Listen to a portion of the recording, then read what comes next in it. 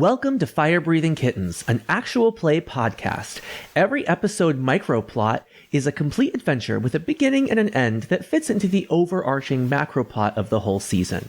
We're really glad you're here. We have a good time. We hope you will too. Because each of these stands sturdily on their own, you can listen to these in any order you want. You can skip ones you don't like. Totally up to you.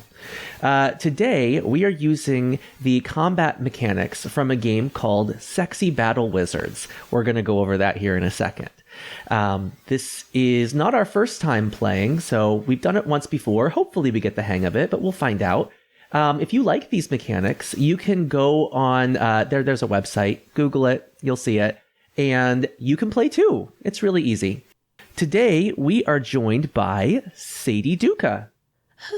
Hi, I'm Sadie. And you see this incredibly nervous elf. She's got very large, horizontal from her head ears. They stick out at a right angle. And they, extend all the way to her shoulders, super large ears.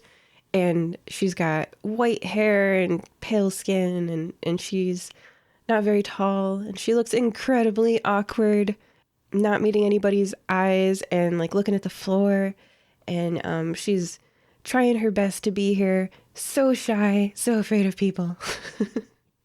Perfect. And we have Guvo Strongfoot. Hello, I am Guvo, a very obese frog. I used to be a gladiatorial agent and I wish to be the only Guvo in the multiverse by killing every single one of them. And I like to have quite a lot of food. Sandwiches. Perfect. And Arby Atlas. Greetings. Arby he has black shoulder-length hair, violet eyes, translucent white skin, and currently wearing an olive drab flight suit, and over the top he's, for some reason, is wearing a black trench coat. Currently holding a bag of... You still got that on? Yes. It means something different here. That's great. Currently holding a bag of old stinky fish heads, and he hands that to Guvo. Tasty. Perfect. Now, before we get going, let's talk a little bit about this battle mechanic, Sexy Battle Wizards.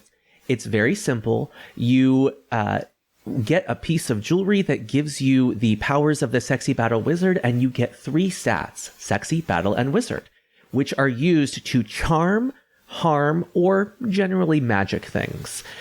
You can choose what skill you want to use.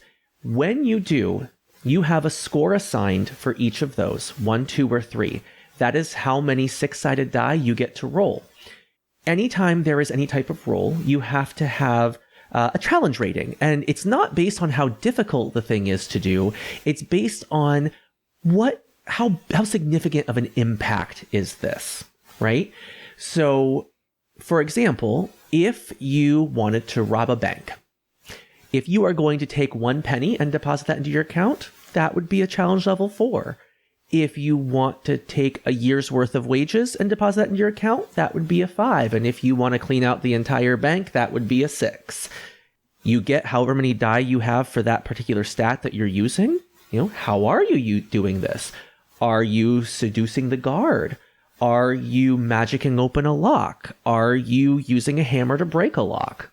You tell me. That's the stat that you use, and however 1, 2, or 3, however many dice you have for that stat, you roll that number. At least one of them must beat it or meet it. Now, this does get a little bit more complicated. If you meet it, you will accomplish the thing. However, something bad will happen to you. I get to decide what that is. And what? As no. Yes. So you will get 1 stress, and something bad will happen to you.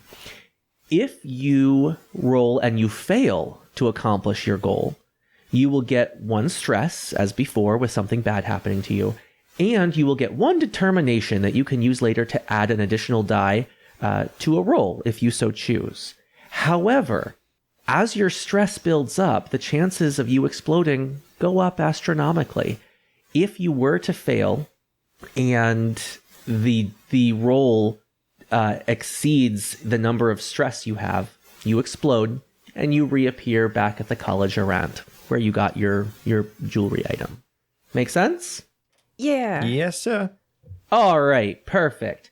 So I think we all know how to play Sexy Battle Wizards now. Not that you are Sexy Battle Wizards just yet. We'll get there. But let's start our game, shall we? Yeah. So, at this time, you are all in the guild hall. You have had a late night out. I believe Guvo was trying out some new recipes for homemade alcoholic beverages. It was very interesting. And you all are nursing some hangovers right now in the guild, the main room. Did you like that cocktail I made? It was rather strong, and it gave me a bit of a tummy ache afterwards. But that's what you get when you mix motor oil with vodka. Unfortunately. How do you feel? I quite enjoyed the taste of the motor oil. It was quite pleasant. I did make it with you in mind, Arby. Perhaps you can put these fish heads to good use for a new cocktail. Have you still got those? They must be weeks old at this point. I don't think they'll be very good anymore unless you put them in some sort of stew. What do you think, Sadie? What did you think to the motor oil and vodka? Every word you're speaking is like a hammer on her brain. She clutches her head and she takes out a crystal from her bag. It looks, there's some impurities in this, but it looks kind of like rose quartz maybe. And she goes, RS242-methyl-propyl-phenylpropanoic acid. And she licks it.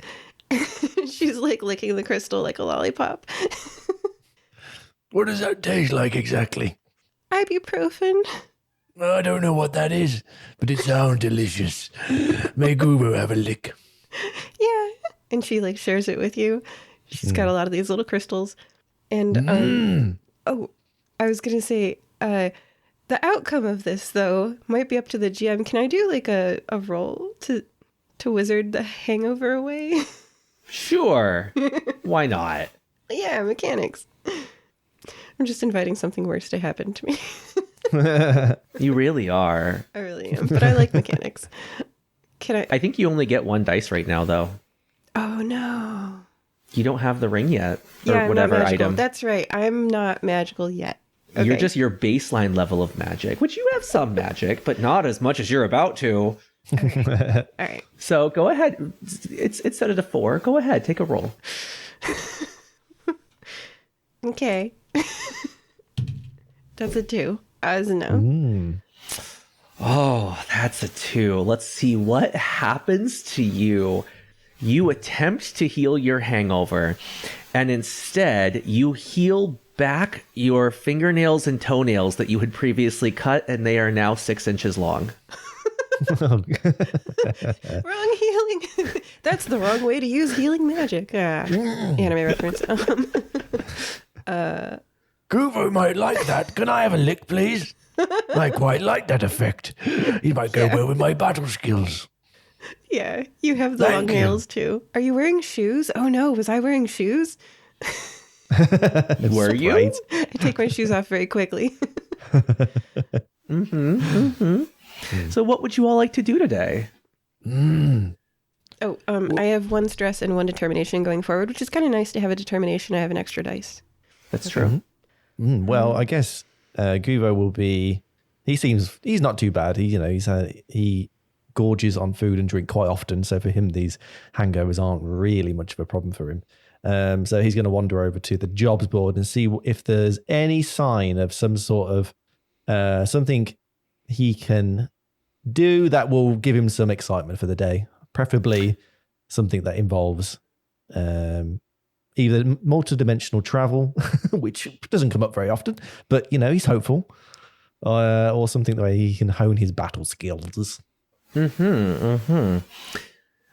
do see that the job board is empty, but roll a d6 for me. That's a 2. That's a 2. You don't notice anything else. We're making up observation rolls for this. That's fine. Yeah. There doesn't seem to be anything to do today. I guess Guvo should probably just go and train then. Arby, Sadie, would you like to join me in some training? Outside, preferably. Friend Sadie, before we do any training, I was curious about this crystal of yours. Is this what I've heard as witchcraft?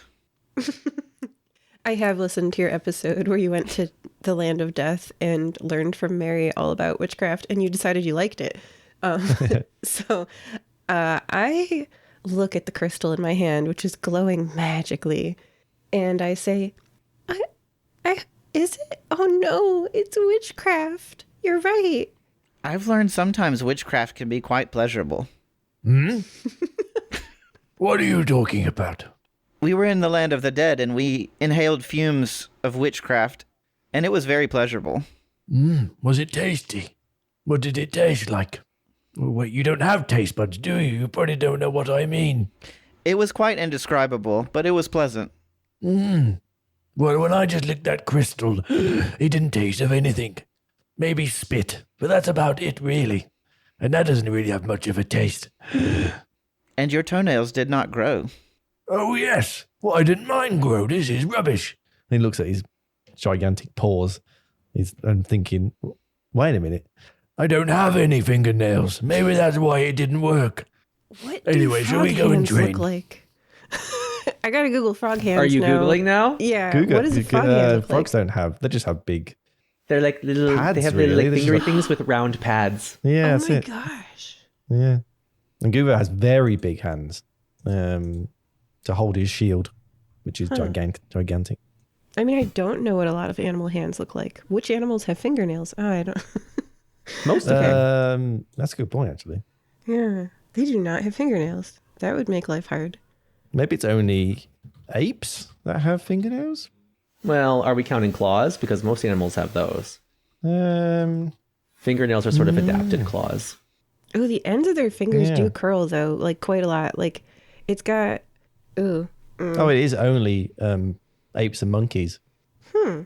Yeah. But claws aren't fingernails, apparently, as well. Anyways, what are you guys going to do? Well, that was so sexy and battly and wizardry. Let's go outside and see what happens. So Guvo's going to wander out with his shield and start practicing some defensive techniques. You open the door and you see the street that the guild hall is on. It's a bright sunny day. Everyone you see is wearing tuxedos and floral printed sundresses. He looks at somebody as they're walking past and stops and says, Why are you dressed like this? You Oh, don't it's a normally fine look like day. this. Oh, it's a fine day. We always dress like this here. Wait a minute. People don't dress like this normally in Nicomoy. Who are you exactly? I haven't the foggiest what you mean. Have a nice day, sir. What? Wait, come back here. She wanders on her way collecting flowers and, it's just everyone going about their very idyllic lives today. GM, does it seem like they are all headed in a specific direction, or are they all just milling about? It seems like they are heavily milling about. No one seems to have any sort of purpose or hustle whatsoever. They're wasting their time. They should be doing things. Like collecting wood or hitting things with hammers. These don't seem like normal Nicomoy people at all. Is this a good time to mention that I was wearing a dress? Wait a minute. Blend in with them? Not quite. I believe your dress was a little bit more, wasn't it blue? And I mean, I don't think yours was floral. Not floral, but okay, so I don't like super blend in. All right, I was gonna. Is this your fault, Sadie? Have you convinced everybody to wear dresses? I'm not going to wear a dress. You can't make me. She feels such social anxiety that she like whimpers and big puppy dog eyes, and a tear enters her, and she's like, "Is it my fault?" Oh dear, it is your fault. and he sort of pats her on the side quite vigorously. Don't worry. Slap, slap, slap. On the planet Zarthan 4, there are mists of illusion that commonly trap people in an elaborate illusion and cause them to hallucinate. Perhaps something is affecting the citizens of Nicomoy. Oh, God. And he rushes over to the nearest person and starts shaking him. Are you an illusion? What's going on here? I haven't the foggiest what you mean. Have a great day. Oh, God, he's so nice. I can't take it. And lets them go and just starts shaking some other people viciously. What's wrong with you all? Why won't you talk normally? What's going on? Oh, I can't take it. Wait. Are we in a different dimension again? Arby, it's like before, when I killed myself. Whatever is affecting these individuals, their behavior is giving me goose flesh on my arms. Goose flesh? That sounds delicious. Oh, it is. I feel quite hungry now. Well, I'm sure there's places to get food around if you want. Goose flesh. Excuse me, sir. Do you know where I can buy some goose flesh? Oh, well, there's the market is right down the street. You should go. I'm sure you'll find exactly what you're looking for. Have a nice day. You too? Well, should we go to the market then? Maybe. Wait a minute. Is that the same? Does the streets look the same as Nicomoy's typical streets? Sort of. Yes. The bones of the city are the same, but everything looks clean. Well repaired. Yeah. Yeah. So when the person said, "Oh, go to the market," it would typically be where the market was in Nicomoy. Same place. It's a newer version of that. One would assume. Okay. This place is Nicomoy. It's you just look around and it looks perfect. Friend Sadie, I do not believe that this disturbance is your fault. Perhaps we should find the source of this strange phenomena. Oh, okay. Oh, and she looks so relieved. She has a great ability to feel guilt. and she will determinedly help you. She is stepping away from the guild hall. Yeah.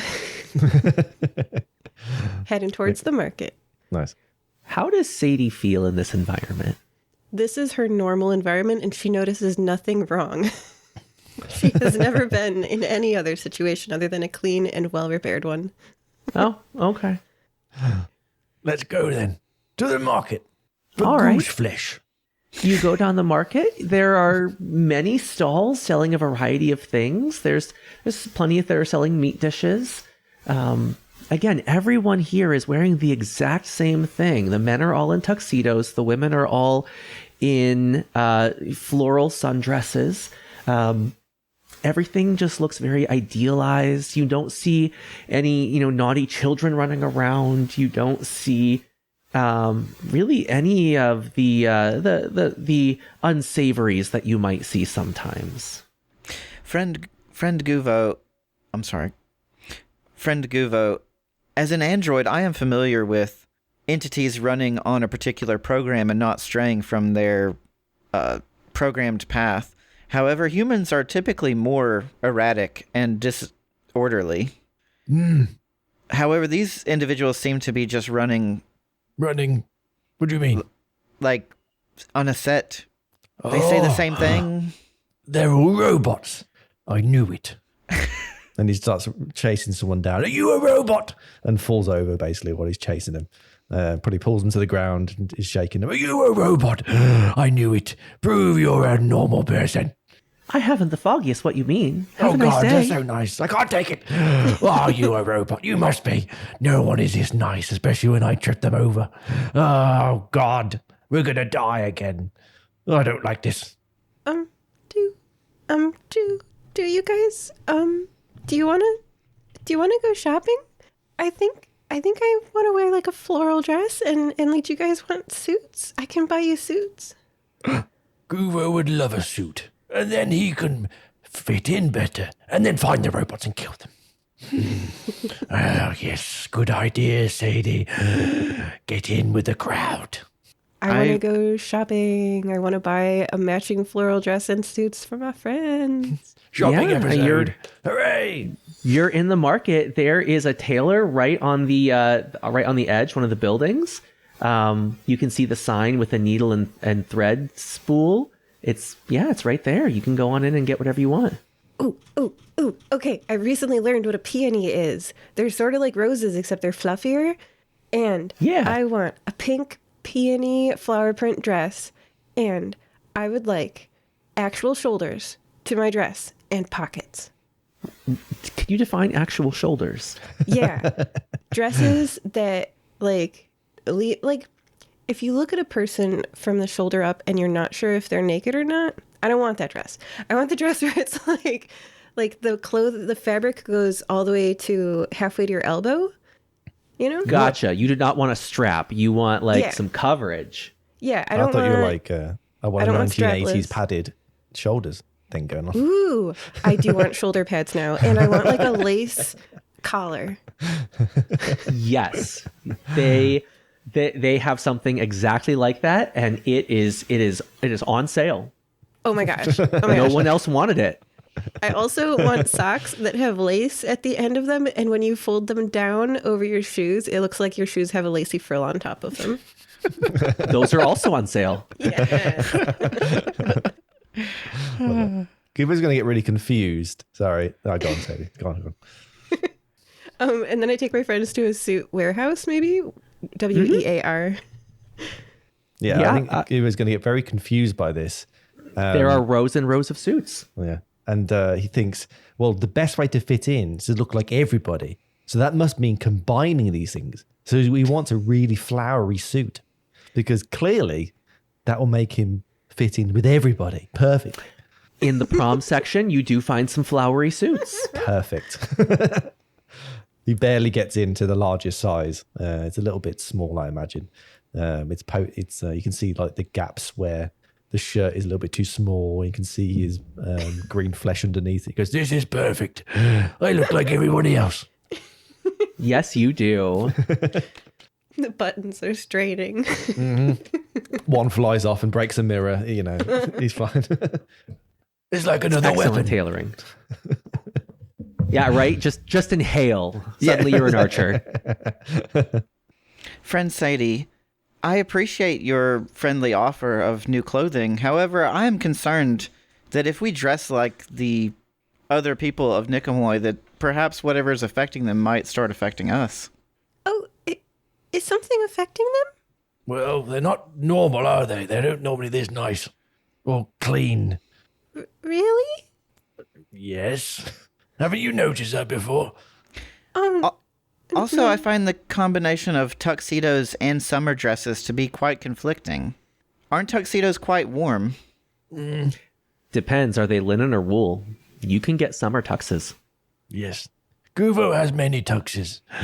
One for winter, one for summer. Yes. But only many. wears them at special occasions. What do you say, Arby? Are you putting on a tux? I think instead of a tux, he finds a white suit and a like peach button-up undershirt. 70s proms section again, yes. I was thinking a little more Miami Vice. Sure. Which I had to Ooh, Google to yeah. find it. But Yeah. That's great. Styling. so he'll change his clothes, but he's not going to go full tuxedo. Gotcha. As you guys are exiting the men's warehouse, you're back in the market and everything looks perfect. However, you do see off on the other side of the market your first bit of dirt since you have come out of the guild hall today. And where is it? Well, it's actually a her. Her name is Nala Thorne. Oh, I believe. How would we know that? I do. Yes, Guvo knows her. He recognizes her. Oh. She looks exactly like you remember. Normal outfit, dirt and all, rucksack over her shoulder. Nala, look, I'm wearing a tux. What are you doing here in Nicomoy? You're not wearing a flowery dress like everybody else. You're not a robot, are you? No, not at all. But, I must be leaving. She starts sidling away. Where are you going? We just saw each other. Anywhere but here. Look around. Well, isn't it better? It's cleaner. And we've got suits on. Beauty is in the eye of the beholder, and I do not behold this. Oh, dear. Well, why did you come to Nicomoy? What are you up to? Well, I've been here. I'm selling. I mean, not selling to you, obviously, or I would have had my stock gone days ago. But no, I came here for trading, and then today I woke up to this. Something is afoot. Yes. Was it normal yesterday for you then? Yes, yesterday was normal. I mean, I'm sure you were here. Nothing was like this. Well, we did have quite a big binge drink session. I just thought we just accidentally slipped into another robot dimension or something crazy. But you're here and you look normal. It's all very confusing to me. Well, I don't know what happened either. I did see the floating castle outside town again. You know what happens when she comes. The what? What floating castle? Oh, surely you must know. Any time the college errant comes to town, trouble's afoot. Do you know anything about this, Sadie? Arby, some sort of flying castle? I believe I had heard a tale in the past of a castle that caused the weather to change dramatically, or some sort of associated weather disturbance with the appearance of a castle. Oh, yeah. That was when the garden froze in June. It was crazy. So you both know what this is, potentially. Yes? I was unsure if it was merely a rumor or if it was something that actually existed. Apparently, if we see it, then perhaps it is true. Well, we probably should investigate it. Where is it, Nala? How far away is it? I'll leave that up to you. It's off to the north, but I'll be heading west on my way out of town. You do as you see fit. Have you got any of those special chocolates I like left? What's it to you? Well, you know me, Nala. I do anything for those chocolates. Anything. What do you have on you? I've got a suit on. How about this lovely bow tie?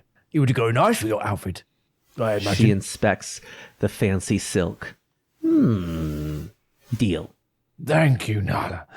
I could always trust you to do a good deal. She hands you the moldy chocolates. Yummy. Perfect. And he noshes all of them down in seconds.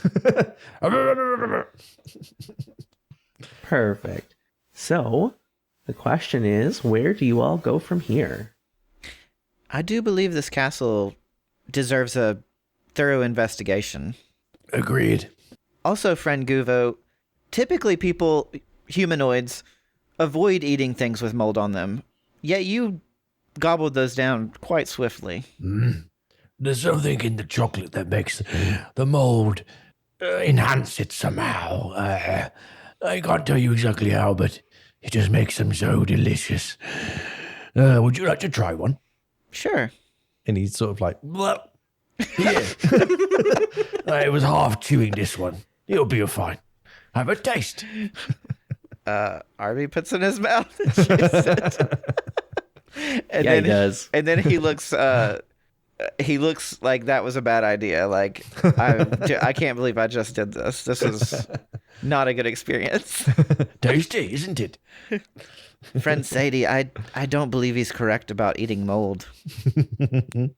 I take a piece of the chocolate and I flip it over and I look at it and it has bloomed. If you've ever had chocolate that you've been trying to like temper and you didn't do it right and it blooms, and I scratch at it and it comes off and it peels off like it's chocolate. It's just bloomed. And I go, nom. Oh, I make chocolate like this all the time. Well, maybe we can have a deal, Sadie. You can make me chocolate and I can do something for you. I could train you into be a better fighter. You would want this chocolate? Yes, it's I always delicious. try to. Whoa. I mean, that would be so nice to have someone appreciate the chocolate that I can make. Definitely. Anyway. Oh yeah, she will take tempered chocolate and turn it into bloom chocolate all day for you. hooray. Guvo's happy. Should we go and look at this castle? Yeah. Do you march north? Yeah. And then last time it was a temperature phenomena where everybody got really, really cold. What temperature is it, GM? Normal. Normal. Oh. Okay. Good to know. Yeah, we're going north, right? Everybody? Normal per the season of whenever people are listening to this episode. It is cold for the first time in winter. Well, Sure. What about Australians? The sundresses look real weird now. Yeah.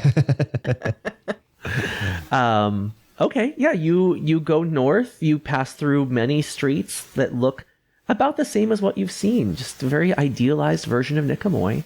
And you do come upon, floating over the city, a castle in the sky. It is on a piece of rock that is flat-topped, but sort of inverse cone with sort of rough, craggy rock on the underside that looks like it was just ripped right up from the earth. And it is hovering about 100 feet up in the sky. Wow. This is most certainly witchcraft. Yes. Just a little bit. Wow.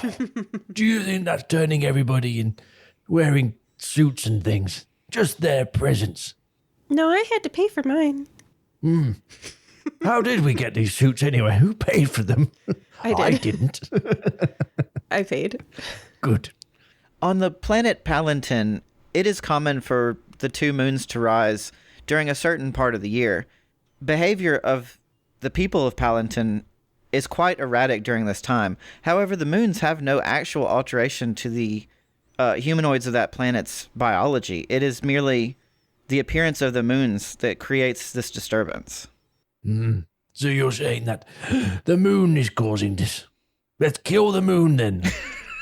Destroy it. Burn down the moon. No, Good I am merely plan. stating, friend Guvo, that sometimes the appearance of a thing might seem like the cause, but might just happen to be a coincidence. Oh, yes. I see what you mean. But that's a big difference, because that's never happened before. People don't start dressing better normally. So it's got to be linked up. You know that it wasn't the moon because you investigated the moon on Palantine, right? So, we gotta investigate the castle and rule it out. That sounds like the correct path. Good idea. How do we get up there anyway? So it's looking up, being like, huh? Is there a ladder? Yeah, how far up is it in the sky, GM? 100 feet. 100 feet. Oh. Okay, that's 10 10 stories. Can Yeah. anyone fly? I cannot. I could throw you all up there. Are you ready? 10 stories? He'll give it a go. Okay, I mean, she's so trusting. So, she, how do you, prepare to be thrown? You know, she, I guess, closes her backpack, right? Yeah. Make sure everything's put together. You go, Okay. Tucks the purse into the backpack, closes the backpack. Are you ready? Yeah. Good. and he's going to, what's this in the Olympics where you spin on the spot and throw a chain on a ball as far as you can? Is that Yeah. what- it's like what a is it shot called? put, but it's I something. think it's called the hammer throw. Hammer throw, that's it. Yeah, he's going to hammer throw Sadie as high as he can into the air. I only know that from watching the movie Matilda. Yeah, of dude, I'm course. being Matilda. Yeah, Trudge bolt. Trunchables. Was Right. it by her pigtails? Yeah, it was. Yeah, Oh, yeah. Man. he's not going to do that. He's going to take you by the feet. Mm-hmm. Pick Oh, up by my. the feet and show. We're going to say this is a 5. Hooray! Go ahead. Give me a battle roll right here. You get 1 die.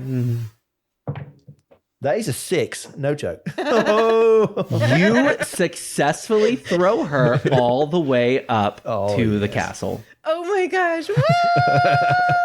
Look at her go. Wow. Even I'm impressed. Sadie, you land on the courtyard. Can you? How graceful are you? Right now, Yes, average elf gracefulness, which is more than a human, but very good. Yeah. Yes, you land very sprightly on the courtyard, and you notice that directly to your right is a chain ladder with a mechanism to roll and unroll it. I flip that switch. It unrolls. Yes, it does. I guess as the ladder unrolls, it comes down to Guvo basically trying to pick Arby up by the feet, and they're sort of wrestling. A bit like, no, I don't want to be thrown. Come on, this is the only way up. Friend Guvo, I see a ladder.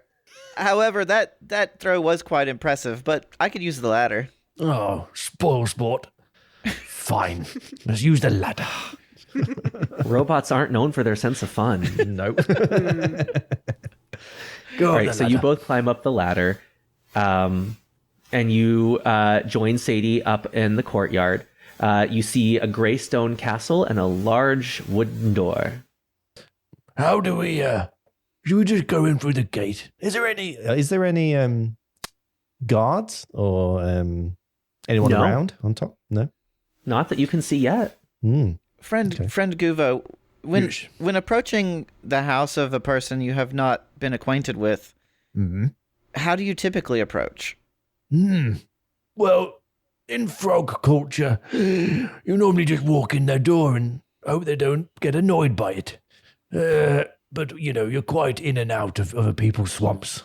So maybe they're the same. Maybe these are frog people. Sky frog people. They'll understand. And he'll just wander off. Very well. And try and open the door. You try to open the door. Just gonna push the door and try to push the door and walk in. It does indeed swing right open, and you hear a voice from inside say, "Oh my, darling, come in, I suppose." Hello. Hello. Who are you? Oh, my name's Kitschy. Hello. How are you today? Well, I'm fine. I would have appreciated a knock, but such is life. Enter. Well, in frog culture, typically you just walk in and out of people's swamps. And I thought you were sky frogs. We can work on you later. Okay, I'm wearing a suit.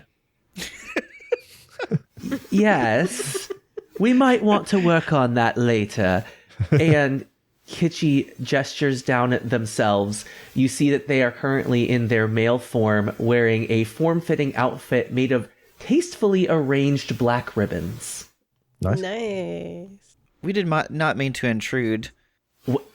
No, it's fine. I've been waiting to find someone who wasn't affected, shall we say. I'm still trying to figure out what caused all of this. What do you mean affected? Surely you've noticed. Everyone's a Stepford zombie. They're robots. Well, I don't know yet. But I don't suppose you've had a chance to look at the sky yet either, have you? Sadie must have had a good view a minute ago. How was it? What did I see? Turn around. Look at the far distance. I look in the far distance.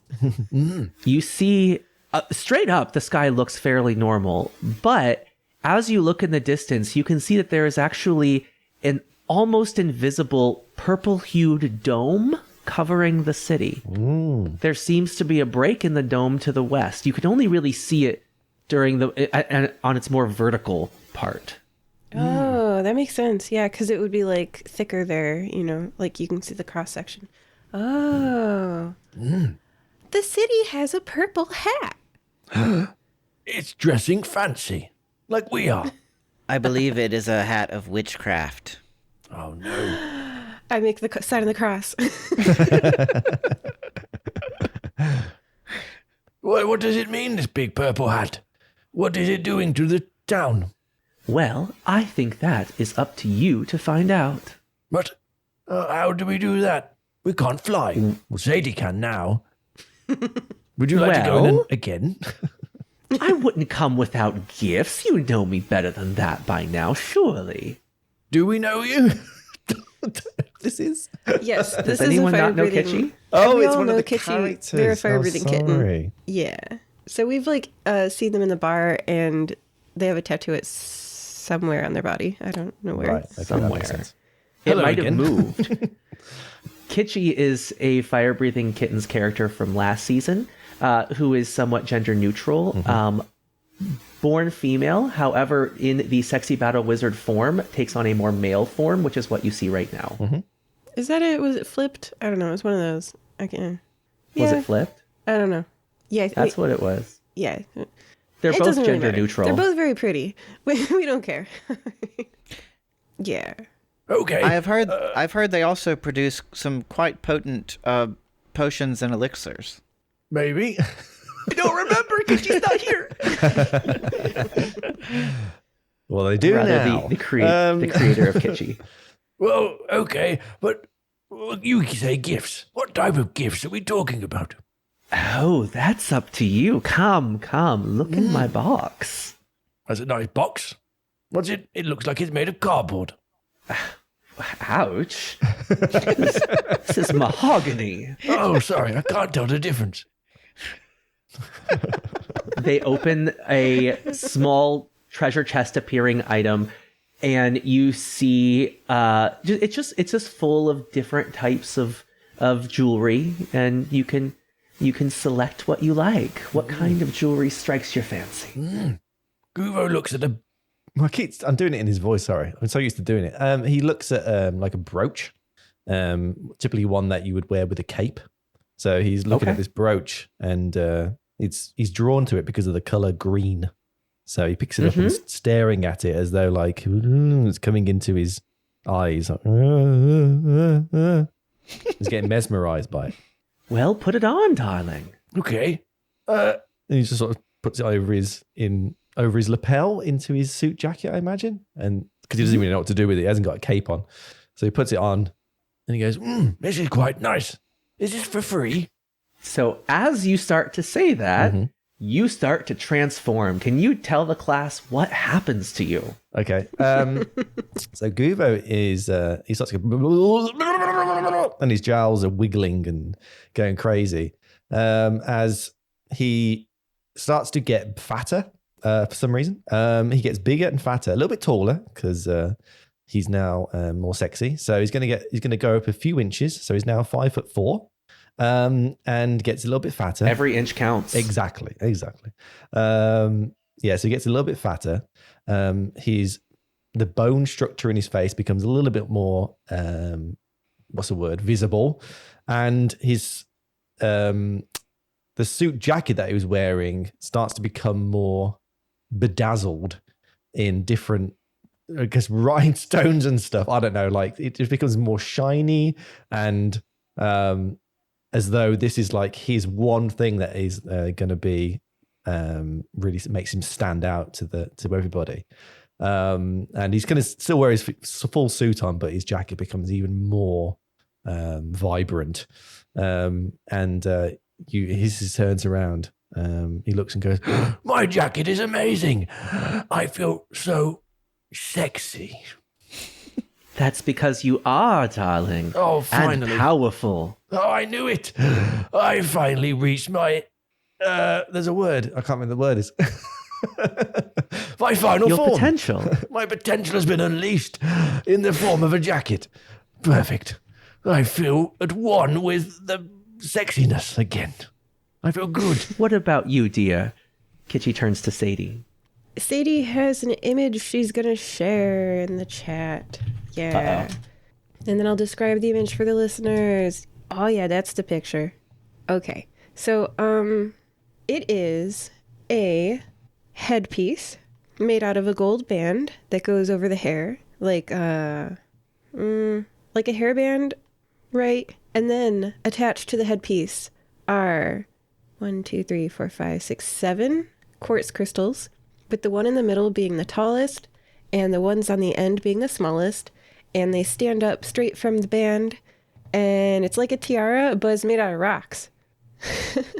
Nice. Yeah. Yeah, and she just she's like, oh, crystals. You put it on and tell us what happens. Oh my gosh, I put it on. Okay, so I put it on, and my clothing changes, which makes me sad. And I'm wearing like these flowing, shimmery veil sort of like dress, like the movements of a ballerina would make the veil like billow around me, you know, and like it's really long, like the really long goldfish tail in Fantasia, where the goldfish like can spin around and the tail like curls up around the goldfish and she can like peek over it at you. So it's like super, super long, flowy white stuff that is the same neutral buoyancy as air. Ooh. Oh. Nice. Awesome. What Very I would use elfy. helium for in real life if I could. Clothing. Yeah. Okay. And Arby, was it? What about you? Do you want to be beautiful? Yes. Arby will reach in and grab like a dangly diamond earring and like jab it into his earlobe, which isn't pierced. Does it bleed? That's an interesting question. I think it does release some sort of reddish fluid, but it's probably not actually blood. All right. And as this happens, he's like encased in like a dazzling bright light, and he like spins, and as he comes out of this light, you see that his hair is now kind of swept back in like a black, dark mullet, and his skin, which was like a translucent white, is now silvery, and he has like a red and blue lightning bolt over the left side of his face, and his blazer and white suit is now gone, and it's like a silver jumpsuit, a shiny silver jumpsuit with large shoulder pads, a large collar, and like a deep V down the chest. And I would say he's gone from like, so he's normally like 5'8", kind of average build, but now he's like 6 foot, and he's not like bigger, but he's like ripped, like more defined and muscular. Perfect. You all look wonderful. Definitely putting your best foot forward. Now, speaking of feet, we need feet on the ground. I'm sure you noticed that break over in the west, correct? We did. Yes. I suspect that is your most likely area of interest. I haven't been able to explore it. Unfortunately, Edith is out right now, so I'm maintaining the castle. But you should go and find out what's happening in that doorway. So the doorway is a break in this purple bubble that is covering Nicomoy. Yes, you can see that this mostly covers the entire city, but off to the west of the city, there is what seems to be a jagged opening towards the ground. Have you got any ideas how we could get over there? Do you have a ship? A flying one? Or can we reach it with another metal ladder?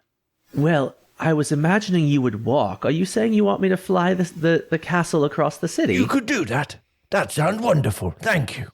I actually feel I have... I'm laughing because... Sorry, Okay, obese person to real life here. Yes, you do try to get out of walking. It's such good role play. Can you take me there? Do you have a car? Great. Sorry, keep going, Arby. True facts hit me real hard there. Arby is basically like, I believe this jewelry has given us some new abilities, and I think I perhaps can tap into an ability that might allow us to travel. Can you go into different dimensions? Perhaps I can. Arby, did you find out the way that we found out before? Have you completed it? I am unsure, friend Guvo. However, I believe I have a new ability unlocked by this earring, and I would like to test it out. Do it. Do it now. So, GM, I chose the Art of Hyperdimensional Splendor. Okay. And I would like to attempt to gather them and try and, like, jump us, like, teleport us over to where the break is. Perfect. So you are using your wizard stat, correct? Yes, Which I believe is 3. that's correct. Now you get more than 1 die. Yay! Yay! Yeah, absolutely. So go ahead and give us a roll. This is set at a 4. All we're doing is getting out of some walking. Right. Awesome. I got a 6, a 5, and a 1. So Perfect. 6. Go ahead and describe how this looks. I like put an arm around each of my companions if they allow me, and I will just be like, ah, and then we shimmer out and kind of reappear like transporter. It's a musical ability. Okay. Yes, that happens. You shimmer out from the area you currently are in a shower of diamond sparks, keeping with your theme, and You reappear on the west side of the city, just in time to see Nala coming back the other way.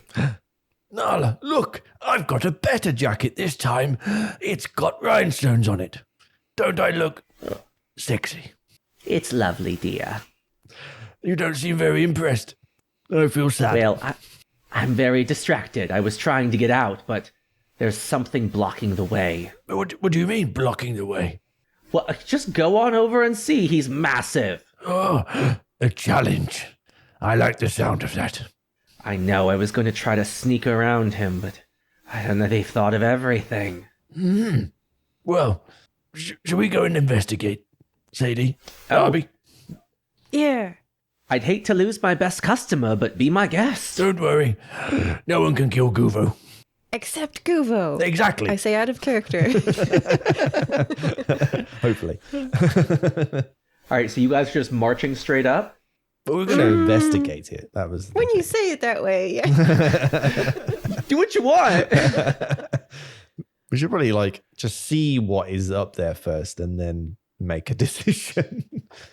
Okay, so you sneak up there to try to get a view of the break in the shield, correct? Makes sense. Perfect. You see a large fire giant wearing robes, red robes. Ah. Are they fancy robes? They're not very fancy robes. Ah. They look like more of a acolyte kind of robes. Oh. Is this Norwich? You do recognize Norwich. Holy cow. Ah. We know him. This is fine. Do you have a friendly relationship with Norwich? I can't imagine Sadie would ever say anything to Norwich. He's a giant. He's the chief of something's landing, right? Oh gosh, I don't remember. So he's a fire-breathing kitten. He's a fire-breathing kitten? Yeah, from last season. And I thought he was Obsidiana's minion. Never mind. okay. So it's a different fire giant that we don't recognize. We don't recognize him. Yeah. Okay. Never mind. We'll need to go correct the wiki later. Oh yeah, no, Norwich killed Obsidiana. Oh. They are connected. You're close. Yeah. Never mind. Well, this is a different fire giant, not that one. No problem. Okay. All right. So We it's just a got fire confused. giant. They just look very similar. I'm like, whoa, is it Norwich? And then I'm like, whoa, it turns around. And when you see someone with really long hair and you expect a female and it turns around and it's a male, and I got that look on my face where I'm like, uh-oh. Yeah, not Norwich. This one looks mean. No, I hide behind Arby. So does it notice us? Have we made enough of a commotion that it's looking in our direction now? Not yet. You get to choose how to approach this. Well, I think we should try and talk to it first and then kill it. Probably. What is it currently doing? Is it just sitting there? Is standing guard in the middle of the street. So it's like wielding a weapon? Oh, yes. Giant flaming swords. Okay. Perfect. Mm-hmm. So you said you're going to go try to talk to him? Yes. Okay. I believe this is going to be a sexy roll. Oh, it better be. If anything. So what exactly are you trying to accomplish with this talk? To understand why they are here, if they are potentially doing naughty things, trying to protect things, what's their deal, what are they up to? And you want a lot of information. I do. Okay, so the focus of the information would be what's your beef, and what are you up to in the city? That's it. Just casual conversation, be like, hey, how's it going? Do you like my jacket? I like your jacket. Jacket talk. I'll give you a 4 for that. Okey-dokey. Highest is a 5. So go ahead and give me some role play. How are you sexing this up and how are you flirting with this man to get some information? Okay. Guvo's gonna flick his collar a little bit, make sure that he's well presented at this point. Sort of saunter over, really playing into this feat because he feels very confident at this point, and he's never really felt confident in his own skin. But now he's got a good jacket. He's a little bit taller. He's gained some weight, which in frog world is like sexier. So, he's going to really flaunt the flab. Make sure his jowls are really, because he's a frog, he can widen his neck area. I don't know what it's called in frogs. Widen it out so he's really well presented, and go, Hey, I've got a cool jacket on. I like your jacket as well. Would you like to talk fashion? I think that your jacket is very well presented and suits you very well. Well, thank you. That's quite a lot of frog you have there. Oh, don't you know it? and he's going to wiggle his. My goodness. Back home, we used to eat frog legs, but they were never that big. Oh, tasty. Wait, can you eat frogs? You mean you don't? Surely you're the king of the frogs. But I've never tried eating one. You've opened my eyes. I'm going to go and eat people. This is perfect. I can kill them and then eat them. Oh, you are a good friend to Guvo. What is your name? My name is Neerage. Not Norwich, Neerage. That's cute. Hello, Neerage. Are you related to Norwich, any chance? Oh, yeah, it's my cousin. Oh, what brings you to town? Are you here visiting your cousin? Oh, no, it's just guard duty. What are you guarding? What? I don't know if we know you that well. Well, I'm just wondering what a handsome fire giant like yourself is doing guarding. They're so wasted. You could be out and be doing fun things, like other fun things. To Guvo, the only thing fun is like fighting, so he's really struggling trying to think of other things that isn't battering things with shields. But I guess he's a fire giant. I know. So he might get that. Back home, we would have wrestling tournaments every day. I should be back there. What type of wrestling? Oh, mud wrestling, of course. I knew you were going to say that. Helps put out the fire. Fire mud wrestling. Oh, sounds actually quite fun. Oh, it's very steamy. Oh, yes, I imagine. So, you said you were guarding something, yes? Is it dangerous inside? Well, no, I'm keeping you lot in. Keeping us in for what reason? Is there a mud wrestling tournament I'm missing out on? I don't think the mistress would want me sharing all of that just now. Oh, but Guvo's good at wrestling. He could be the champion. Well, we could always wrestle if you think you have what it takes. Maybe. But Guvo is quite interested with what's happening in the town. Have you seen that everybody looks nice and posh, and they're wearing nice suits? Posh is a very good word for it. Is your mistress posh? I suppose in her own way. She has a very exacting way about her, doesn't she? I don't know. Who is it?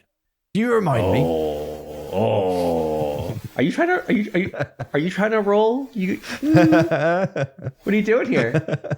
Trying to coerce him into accidentally telling me who it is. You rolled a 4 challenge level before. You want to find out who the mistress is? That's a 5. I will try. All right. Yeah, highest is a 6. All right. Do you rolled sexy? Yep, definitely. All right. Step up that flirting. Let's see it. Guru's going to drop a shoulder to show off some of the bulge. Yes, you bulge out nicely. Nice. Yep. Even sort of as he breathes out as well, another button flies off, so his shirt opens up a little bit to show some frog chest. That's by accident, but clearly that he's realized that actually this is working. All right, and then what do you say? Okay. Well, you said wrestling, right? What's your show me your best move? I bet I could show you some good moves as well. He grabs you by the lapels of your jacket and flips you over his shoulder, and then he does a backflip over top of you, and you land with your back on the ground and him pinning you down on all fours. Kind of like a Spanish fly. Yeah. Wrestling moves. Yeah, wrestling, not gay at all. 100%. Okay, Guvo gets squished underneath because of this gigantic fire giant. It's like, Oh my god. Oh, I'm being crushed. Oh, give me some room a little bit. Oh, I've never had such a gigantic thing on top of me before. He props himself up on his hands, takes some weight off of you. Oh, I think I won. I think you did. Wow, that was amazing. Can I try that on you now? I don't know if you're ready for the big leagues. Well, you got to give me a chance at least. I tell you what, I'll answer one question for you because you're a good sport. And then can I practice the move? That's very good. I could use it on somebody else and kill them. Sure. Well, what I want to know is, who is this mistress you keep talking about? He looks dejected. He thought you were going to ask him on a date. It's her name's Obsidiana. I don't know if you've heard of her. I don't know. Is that someone? So you said that was earlier, like something to do with Norwich. Would he have talked about her in the guild or them in the guild? I don't know. I'm curious, how does Arby react to that? Can you hear it? Yeah, I would think that we're close enough to at least hear if he's in trouble, right? Like we'd stay close enough so he... You guys are watching this avidly, yes. And he's a fire giant, so he's projecting, like he's not like speaking quietly. So yeah, so I'm like silvery, but I go back to a shade of white, and I just kind of like do the like side eye thing, like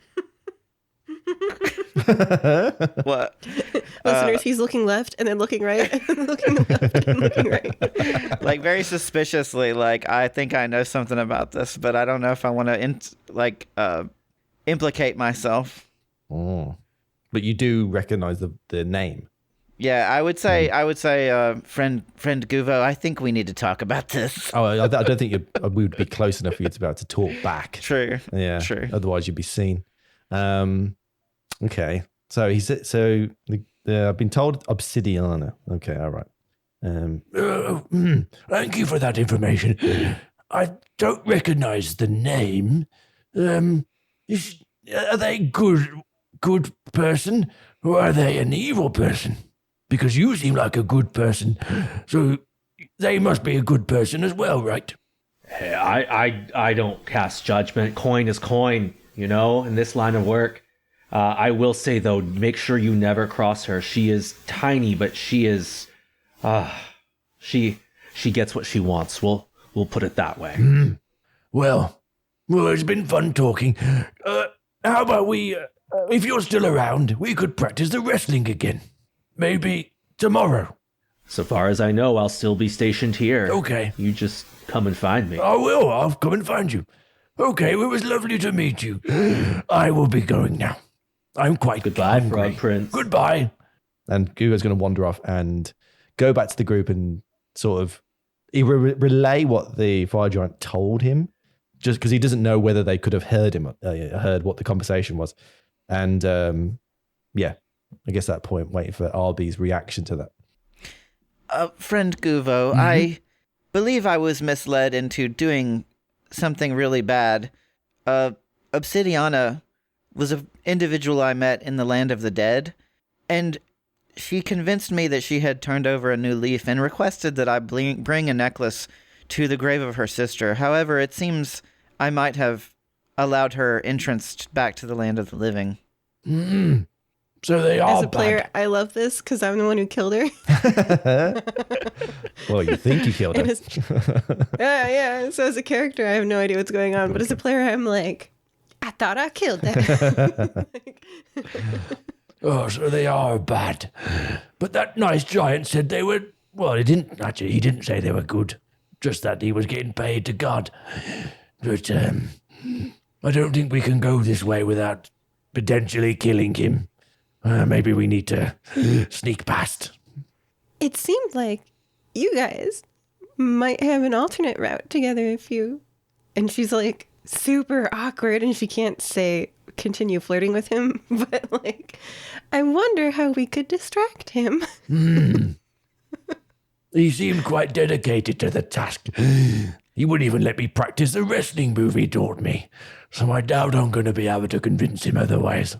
Perhaps I can reattempt my trick and see if we can transport to the other side of the fire giant. Ah, good idea. I was gonna suggest like wait until he gets off work and suggest wrestling in private. Yeah, teleport. Let's teleport. Yeah. Well, from what he said, Exactly. Which stat are we using? well, from what he said, he's always there. Because I said, "Oh, what about tomorrow?" And he said, "Well, I'll be here anyway." So imagine there's no downtime. It's just you're there guarding until I tell you not going to be guarding. So All right. So we teleport. Okay. Try. I like the what is it? Beam me up, Scotty. Is that like a word? All right, so I guess I'll attempt to use wizard again. All right. And you are attempting to transport you from you to the other side of the guard out in the woods. Well, we're trying to get inside the break in the bubble, correct? Yes. The bubble, well, if you want to. The break in the bubble is there. You could go outside of it if you so choose. If you could get past the guard. Wait, I'm sorry. I thought we were already outside when we went to the castle.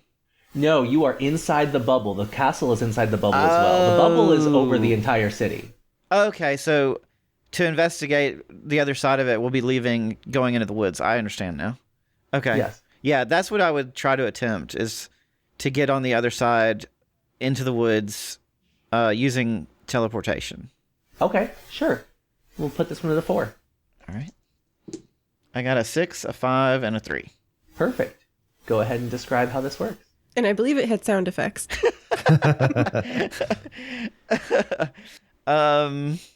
This time... I think based on sound science, actually, the shorter the distance, the higher pitch the sound needs to be, right? oh, Shorter frequency. Mm-hmm. So this time he will do this...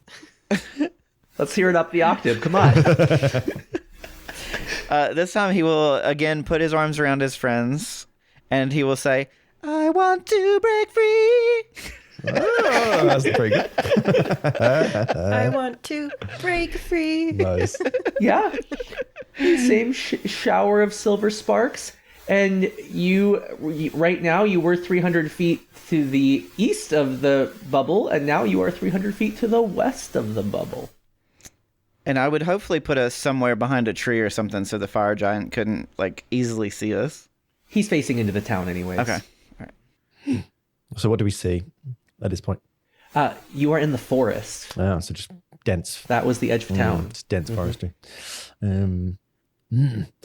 Well, considering you two know who this obsidiana is, could you do some sort of like magical tracking or sensing their odor or something? I look up from where I'm stuck on a twig. Like, this outfit plus branches all around is like hell. I'm like rolling in a circle like to try to wrap it around myself. And I'm like, I can try dowsing. What's that? Sure. I get a stick. I have plenty at hand, and I put a crystal at the end of it, on the left and on the right of the Y, because I'm making this up. I don't know how dowsing works. The other way around, but And yeah, so, like, that's a good start. Because you hold both I don't sides know. like this. Sure. Wait, you're supposed to... Okay. I've got a Y-shaped branch, and I'm holding the left and the right with my left and my right hand, and there's a crystal on the end of the Y at the longest. There we go.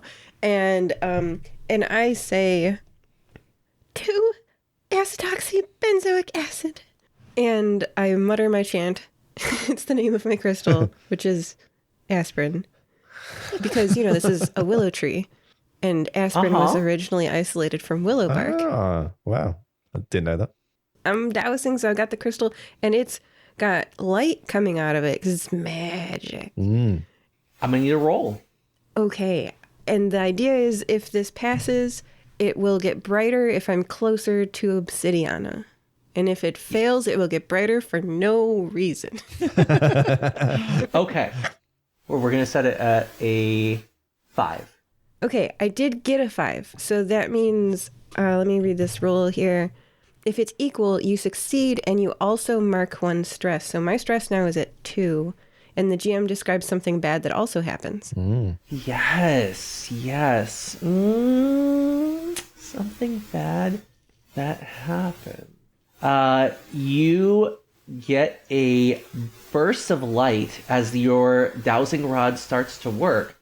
However, it temporarily blinds you. So you are blind for the next 10 minutes. Ooh, nice.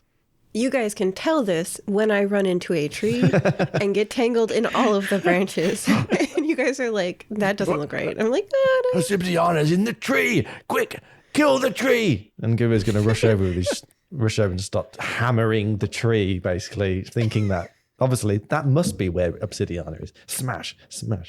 And I'm like, oh no. Because there's the sound of loud smashing near me. I can't tell what's going on. And I'm like, what the attack? She's turned herself into a tree. Quick, kill it.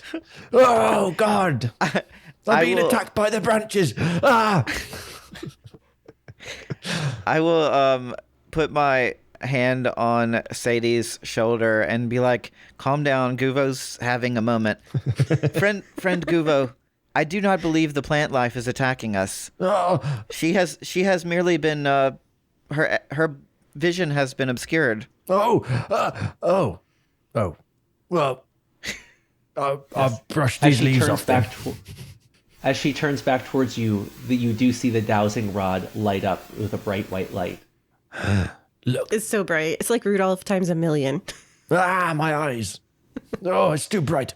Kill it. No. This is how we're going to find her. Here, look. I mean, I can't see past it. It's too bright. But is it brighter in one direction or another? Guvo can't Yes. see. It's too bright. Okay, I'll close my eyes. And somebody stand in front of me with the light behind them.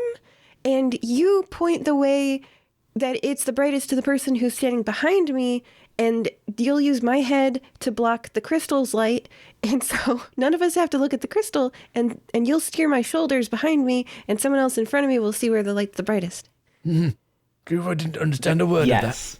that. Stand in front of me and point to where the light's the brightest. Okay. And Arby, you point me to where he's pointing. Very well. Okay, he'll do it. It's a 3-person task made out of a 2-person task. You spin around in a circle, and you see that the light is brightest when you are facing back into the city. Damn it. We went the wrong way. Yay. Well, I killed a tree for nothing. That poor tree. Perhaps your giant friend could be persuaded that we accidentally ended up outside of the city. Let's turn around. Oh, hi. Do you approach him again? I mean, actually, no, because, okay, so the fire giant was guarding the doorway essentially out, right?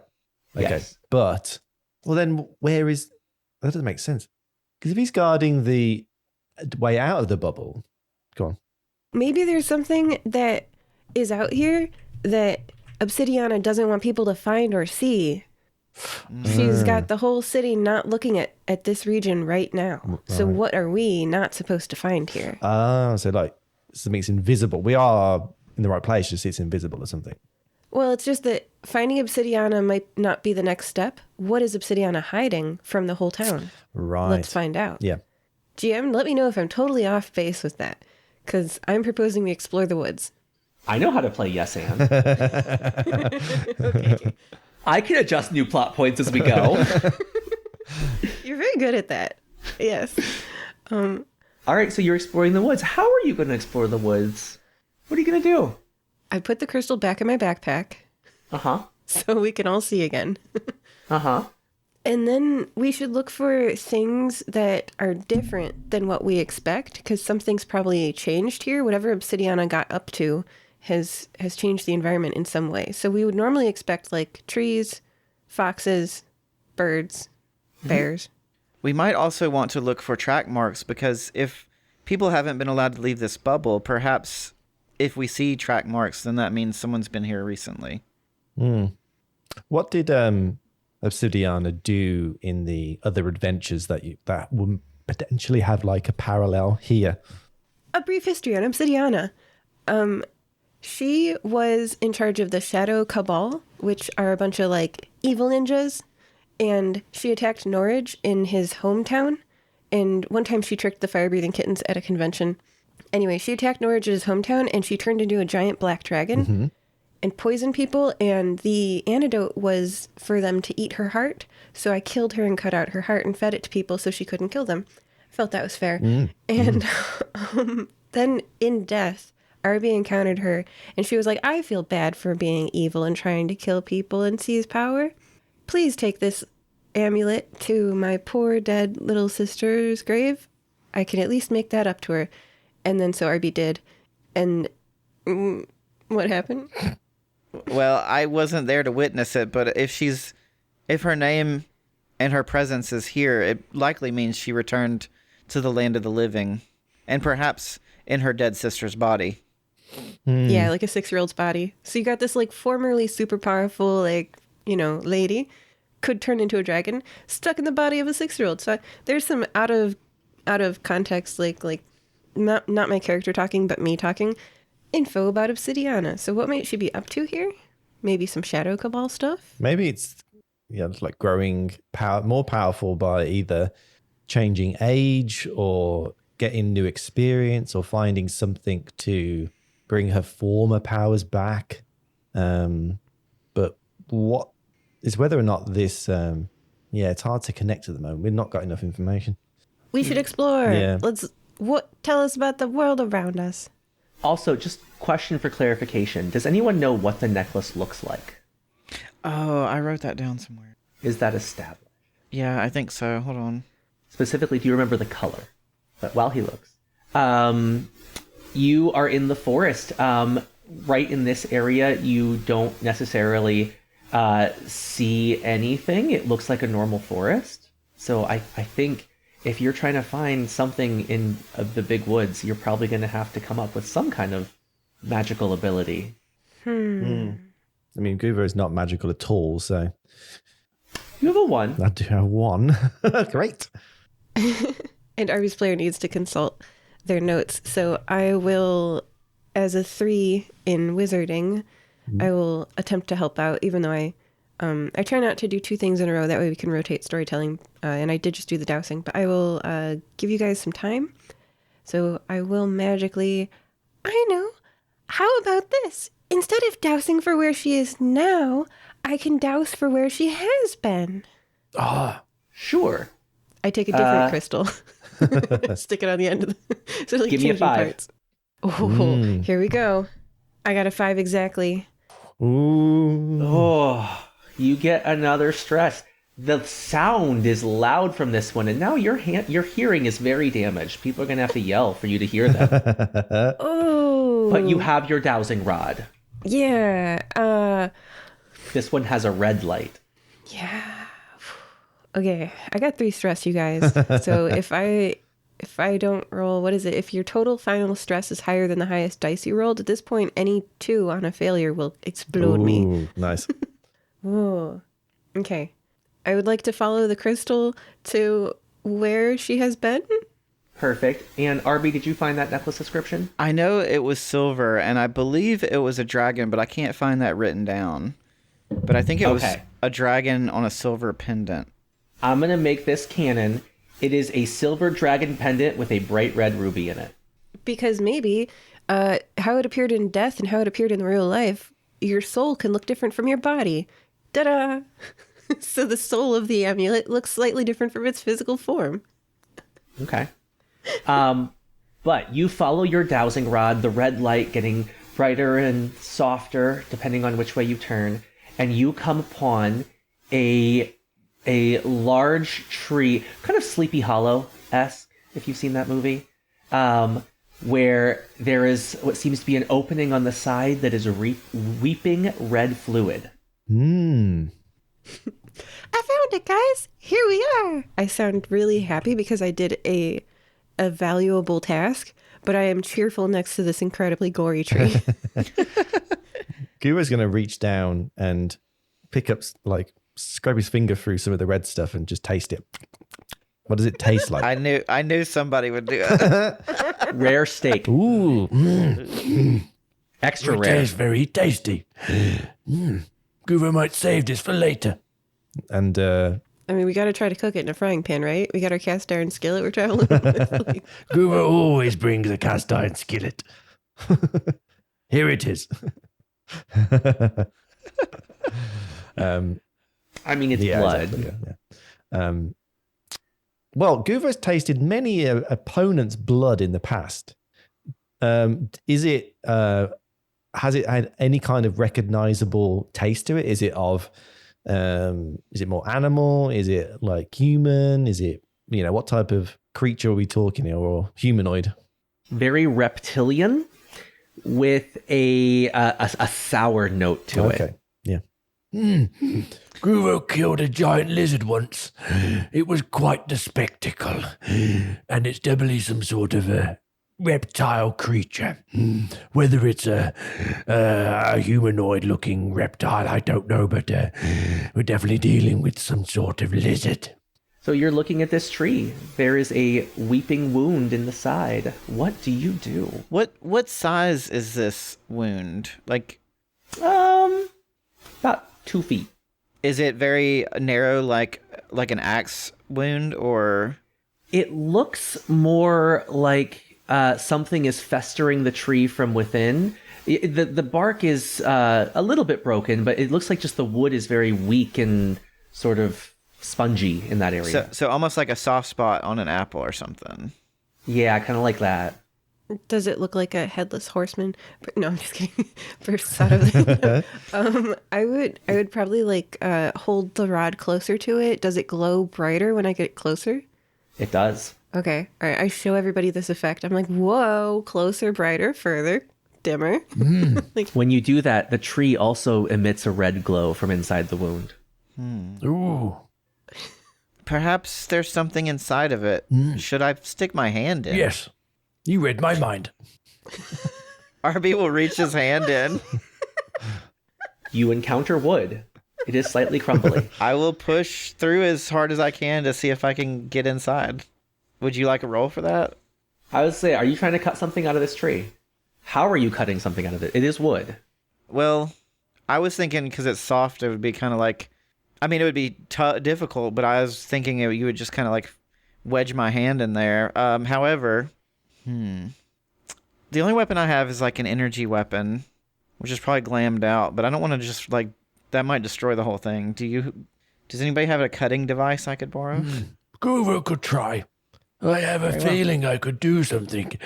When I killed that other Guvo, something changed in me. I felt stronger somehow. Guvo will try. I don't think it will work, but it's worth a go. And he's going to, in his battle jacket, he's still got embellished on the arm in rhinestones this time. The kabuki mask that he won from alternate reality Guvo. And he's going to close his eyes and then just think about that battle and put his hand into, like, push it as though he's pushing into like a portal, push his hand into his arm where the kabuki mask is, grab something, and then just pulls as hard as he can. And somehow he's got a samurai sword in his hand and he's like, I did it! I did it! Look, this is the thing that other Guvo had, Arby. Do you remember? Here, there's a sword. This is excellent. Oh, now I'm going to try and use it. and Guvo has no idea how to use a sword, so he's not going to be very good at this. He's just going to go. Give me a roll. Is this battle or wizard? Oh, good point. I would take either. Yeah, I'd say for battle, wizard would make All more right. sense, but yeah, let's go battle because it's better for me. Let's hear 2 dice. I'm gonna put this at a 4. Best is a 4. So you get a stress. So write that down. And what happens is you are able to chop through the soft woody flesh of this tree. And unfortunately, you do dull your blade, and it will be unusable until you find a whetstone to sharpen it. Oh dear. I knew I wasn't very good at this. I've already dulled Now it. it's a club. However, as you push away the rotting, blood-soaked wood, you pull out a small hammer where the head is made of a glowing ruby. Look at this thing I found. Does it look familiar? Whoa. The ruby does look familiar. However, this is a very interesting hammer. I have not seen an implement like this before. Me neither. What will you do now? I would like to examine the corundum. The corundum. I'm big into rocks. That's the other name for rubies. Okay. Yes. You examine it. What would you like to know? I'm looking for impurities in the stone. I want to look at for veins and like fault lines in the crystal. And I mutter to myself, aluminum 2, oxygen 3, chrome.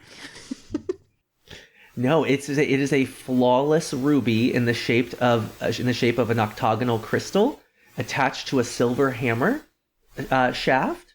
There are dragon etchings on the handle. This is very valuable. Arby, this is a flawless ruby. It has the same markings as the amulet that I placed on Obsidiana's sister's grave. However, it was not in the form of a hammer. Is it a big hammer? Was it like a single-handed hammer, or is it like a two-handed hammer? No, it's Did it? little. Like a little one like that? Yes. Like a foot. Right. But it's definitely not a weapon. It's too small. Can I see this hammer, Sadie? I hand it to you.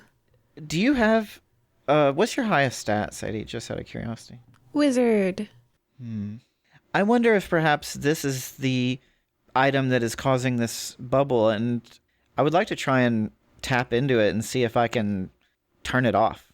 So I would like to, I guess using my hyperdimensional splendor, investigate the power in this hammer to see if I can access it. Sure. Give me a roll. We'll say it's a 4. All right. I got a 5, a 2, and a 1. Ooh, I'm glad that was a 5. Perfect. You tap into the energy of the hammer, and you do not feel anything related to barriers, but you do feel a glowing line attached to something back in the city. So friend Guvo, I feel this hammer has a connection to something in the city.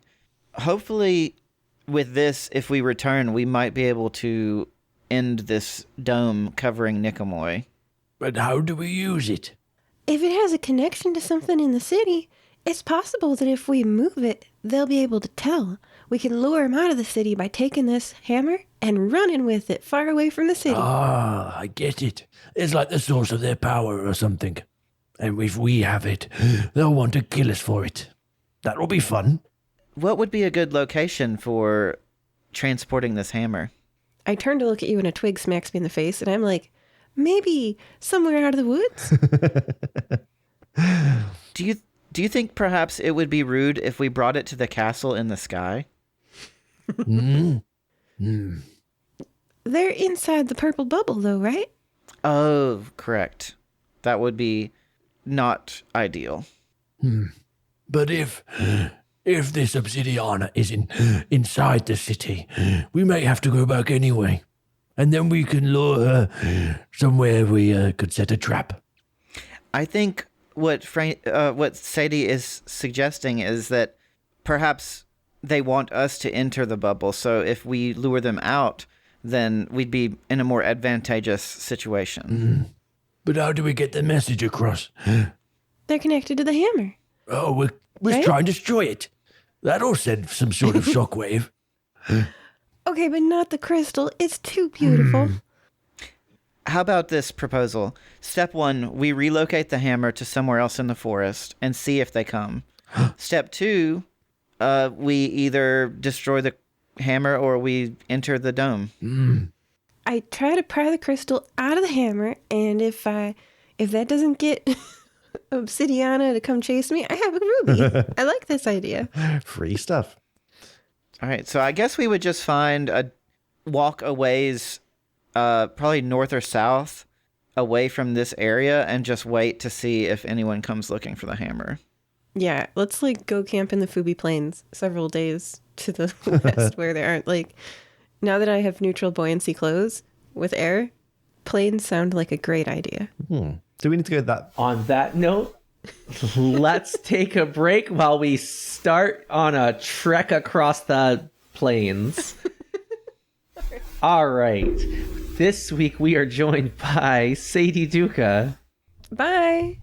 Guvo Strongfoot, Guvo's got a wonderful jacket on, and he's very happy by that. Goodbye. and Arby Atlas, who I believe has a review in his databank for us. That's correct. I do. We have a 5-star review from Connor McLeod 86. Guvo's mission is a very honorable one. I look forward to hearing the next interdimensional frog battle. You are the champion. Thank you. And if you would like to have your review read on air, please leave us a review wherever you get your podcasts. All right. See you guys soon. Bye-bye. Bye. Bye. Today's mid-episode shoutout is, quote, "Thanks to the unsung hero, Ingrid. Your hard work behind the scenes keeps our city running smoothly, and it doesn't go unnoticed." End quote. You can arrange for us to read your shoutout at firebreathingkittenspodcast.com. Do you know someone who might enjoy this podcast? Share it with them. And lastly, we have paperback and hardcover and audiobook adaptations of our adventures on Amazon and Audible. Thanks! All right. Welcome back to this episode of Fire Breathing Kittens. I believe our team was just about to head off into the woods. So, players, go ahead and tell me how that goes. This was Sadie's thing, so go on, Sadie. Give us a. Where are we getting it? Where are we going again? You said somewhere. I am lifting the. You said it was a hammer? Is a hammer a hammer? Okay, I'm lifting the hammer up to my face to carefully inspect the ruby. And my friend Arby said that there's a magical link between this hammer and its owner. So I'm going to try to walk with the hammer away from the city of Nicomoy through the woods. Okay. You proceed to walk. With no effect. I would like to exit the woods because of, as I said, neutral buoyancy clothing. Twigs. Bad combo. So you keep going for a while. Okay. You see a black dragon fly out from near where the city is and fly overhead and disappear into the distance. Oh, God. Was that thing you told us about? Does Is she a dragon? Sorry. Does the connection between the hammer seem to follow? Like, do I still feel the presence of the connection? You're going to have to roll again. How many stress do you have? Are you going to explode? Don't explode. I don't actually have any yet. You guys both have one, and I've been fortunate so far. This is only a 4. Oh, only a 4. I should get close to my microphone. And I got a 5. Perfect. You see that the line of energy. Okay. You got a 5, right? Yeah, 5. It was Wait, only a 4. It was a 4. Yeah.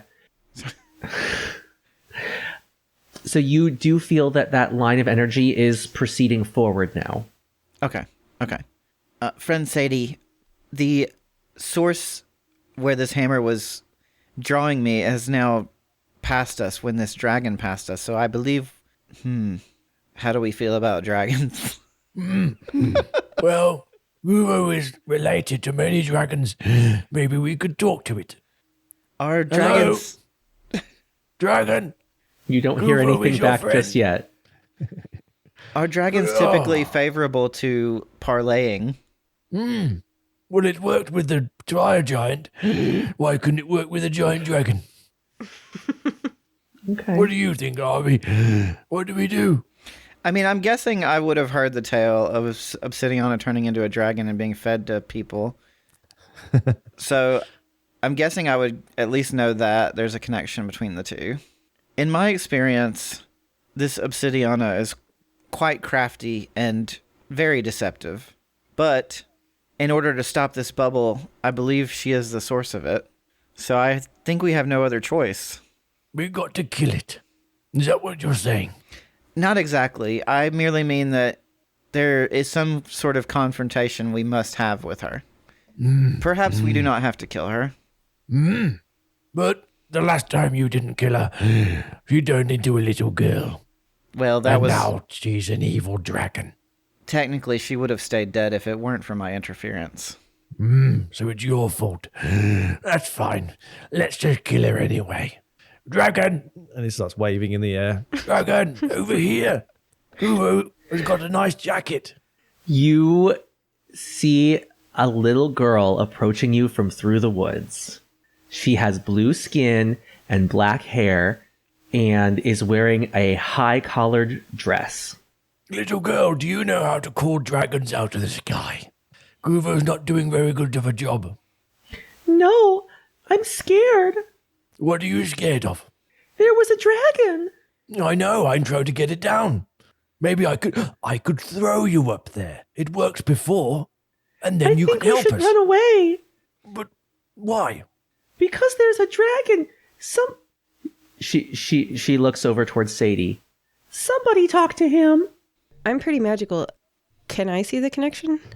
Are you asking me or are you asking Arby? I'm asking the GM. Am I able to see the connection too, or is this an Arby thing? That is Arby's spell. Okay. So she doesn't notice anything. So she would believe the little girl and try to help her.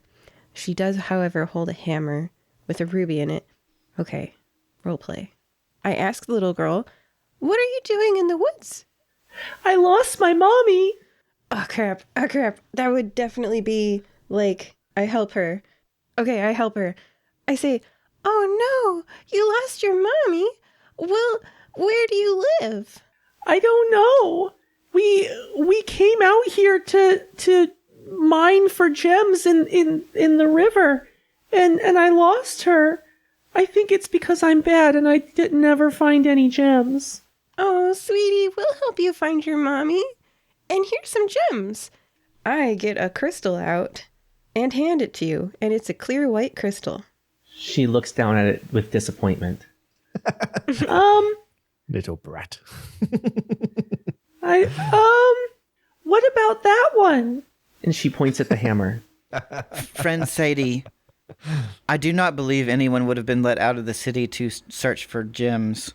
GM, is this little girl wearing an amulet on her neck? She has a high-collared dress. But I guess I would have to use my magic again to make sure that this is the Black Dragon or related to the Black Dragon, right? There are multiple ways you could accomplish this. And meanwhile, because role-playing is different than who I am in real life, Sadie has handed her the hammer. Oh, God. Remember all accepts that the hammer. hemming and hawing? I was trying to understand how Sadie would act. I think like this. She accepts the hammer and you see her features shift. She laughs maniacally. You fool! And she spins and turns into the ground, and a black, shadowy vortex swallows her up. Well, that was unfortunate. Oh, why did you give her the hammer? Because she was a little girl who was sad that she, "Oh no, I messed up." And then she starts bawling and tugging on her hair and like... As you are watching, you do see that the edges of the portal are shrinking back towards the center. Quick, jump in the portal. I'm crying really hard. I don't know what's going on around me. I'm just like crying, wailing. Guvo's going to grab Sadie's dress and dive both of them into the portal. Arby will follow quickly after and like hope that we don't all die. You make it through in the nick of time. Just as the portal winks out, you blink out of existence. The world goes dark, and then when you regain consciousness, you are sitting on the ground outside of Nicomoy. However, everything is very different. The sky is a burnt orange, murky color with black clouds. The world seems desolate. The forest is entirely dead behind you. It seems you can't see any sign of life or, color anywhere. Everything is just very drab and dirty. Where's the little girl gone? She went through the same portal we did. And Guvo's going to look around frantically, trying to see if there's any tracks or obvious signs of where the little girl went. Not here. You're just out in the dead forest, and off to your right is the entrance into this version of Nicomoy. Well, it doesn't look very nice anymore. And Guvo's going to look around himself, thinking, has he become dirty, and has his outfit been ruined by the portal? Yours has not. But tell me about your looking thanks. around. Well, Looking around in myself, did you say? Ah, okay. Yeah, so I was looking around at myself thinking, oh, am I gone dirty? But yeah, so I'm not. Guvo is feeling better about that. He's sort of patting himself like, oh, thankfully, Guvo is still sexy. So I think we need to try and trace the little girl's steps. Arby, do you know how to track things? I do have some sense. Well, I had a connection to the hammer. However, we are no longer in possession of the hammer. I do still have my dowsing rod. Ah. It was an object I made, right? So I don't have to roll again. I say with 3 stress. Yep. Yes. Great. I just take it out of my bag and I hand it to Arby and I'm like, it's blinding. So I will use it and viewer try to... note, that was not me, just so you know. She made it blinding. I will try to follow the light in the direction of hopefully the little girl / dragon. Absolutely. You pass you're going through the town. Like I said, it's very, very drab, very shadowy. And the light leads you back to the guild hall. This has been quite a circuitous adventure here. What is the appearance of the guild hall? I imagine it looks terrible considering everything else is kind of in a bad shape. Oh, absolutely awful. Dirty, dark. The windows are all boarded up. However, the door seems very strong, and it has a list of words carved into it on squares. I can't read. What did they say? What do the words say? Hate, self, revenge, pride, hasty, shellfish, cruelty, selfish, not shellfish. I wrote down selfish. I was like, that one stands out. No, distrust, enemy, anger, wrath. That was a lot. are they carved into the wood of the door, or are they just, you said, like on nameplates? Well, what's the... They're carved, and there's sort of squares of wood around each one. Right, okay. Sadie looks truly horrified at the town. Like, if you've ever seen a rich person wander into the wrong part of town and look like itchy, like after you look at lots of pictures of spiders close up, like that feeling that you get that like something's crawling on you. And she just like doesn't want to touch anything here. And so she reads all of those words out loud because she's like trying to take in the world around her. And she's like, and then GM, could you say them all slower? Sure. Hate, self, revenge, pride, hasty, selfish, cruelty, distrust, enemy, anger, wrath. If they're all carved into the door, does it... Oh, I don't want to ask this in my Guvo's voice. Do they all seem to be carved by the same hand? Yes. Okay, so it's someone's carving these negative emotions into this door. Are these all things that the fire-breathing kittens have in their own sort of personalities? And they're sort of like representations of all the negative aspects of the fire-breathing kittens? Who's to say? You're just looking at a door, man. Oh, yeah, no, I'm sort of seeing if the players can find that out. I'm rearranging letters. What does WAPHSCRESDH rearrange to? You are asking the wrong frog. I have no idea. I'm terrible with stuff like that. The W sticks out. I heard this, not joke, but like thing in D&D, and it's like, or like role-playing games. If you want players not to go in a door, write a puzzle on it. And if you want players to go in a door, write do not enter. So now I'm like solving the puzzle. Let's open the door. Knocking on the door, yeah. She was going to try, Guvo will try and open the door. But you knock on it or you open it? I try and open it. It is locked. Okay, all right.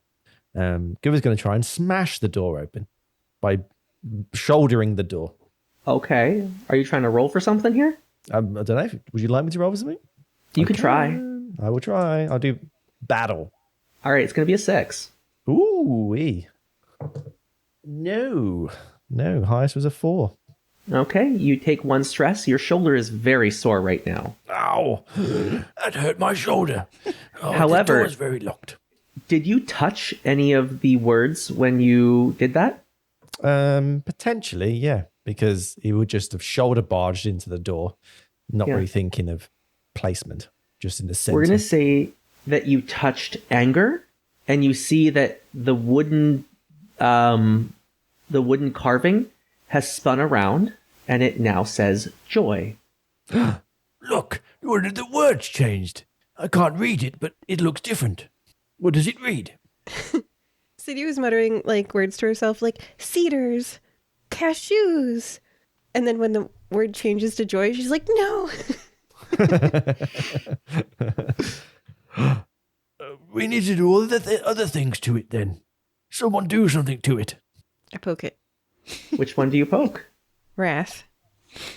It now says serenity as the wooden block spins around inside its holder. Poke 'em all. Poke 'em all. You can poke them all. In the same order that it was before, the words now read love, family, justice, humility, reason, charity, compassion, faith, friendship, joy, and serenity. These are other positive emotions, potentially other fire-breathing kittens is types of personalities. But what happens if we poke the letters again? And give her a poke. Do you do so? Joy. It switches back to anger. Oh, look, it's changed again. This door is very confusing. Apparently I suck at puzzles. I would like to poke every other word. Okay. They flip onto their respective words. Well, it's got a. I think the puzzle is potentially there's a combination of words that will describe potentially the obsidiana or somebody, and they're obviously some are negative, some are positive. What words would you use to describe obsidiana's maybe character? Does she seek revenge potentially because of what you did to her? Okay, we set that one to revenge. And we set family to family because she's got a sister. And we set it to hate and pride and hasty. Oh, wait, I all would these say- are just bad. I would say reason over hasty because she is very cunning. Yeah, reason, selfish. She's never done anything nice to anybody. Cruelty. I don't know. Okay, you guys pick the rest. Yeah, I don't know about the faith. Probably distrust. faith in herself to be a certain, to have strength in magical ways. Enemy.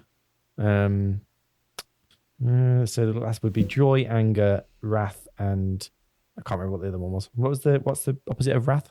Serenity. Mm-hmm. Yeah. I feel like anger and wrath. Is she an angry character? You hear a metal clanging in the alleyway behind the guild hall. Oh, let's explore that. Forget the door. We'll come back to it. All right. How goes quickly do you go around behind there? Oh, you just march back and say who goes there? Then Guvo's going to shout out from the doorway towards the alleyway. Who goes there? Is it you? What the other It is giant's I. name was? Guvo! Guvo? I'm Guvo. I'm Guvo! Oh, it's a mirror. A very skinny, like emaciated frog person with a blue kabuki mask up on top of his head comes out from behind the building. He has bone spikes that protrude along his back and his shoulders. Ah, I recognize something like you. You call yourself Guvo. What are you doing here? Looking for food. What do you do here? You definitely need a meal, my friend. So skinny and weak. You have got no jowls at all. I'll show you weak. Ha! How about you prove that to me? He Guvo, bristles. He bristles, and the spikes protrude further from his back and arms. well, I know how this ends. Alternate Guvo, time to die. And I will be the ultimate Guvo, and I shall take your powers with me, my friend. Guvo's going to cinch up his collars to, really bring forth his power. He's going to unhook his giant shield from his back, slam it to the ground, and puts out his large frog hand and beckons him for a battle. Alternate Guvo flexes his back, and a spray of bone spikes come hurtling toward you, Guvo. Nice. Guvo's going to try and he just quickly blocks as best he can, attempting to block the spines, but then also be running forward, covering That's his a body, roll. basically. It is a roll. Let's go. Let's do it. What am I looking for? I'll give you a 4 on this one. That is a 6 and a 2. Perfect. You successfully block the bone spikes spraying towards your face. Nice.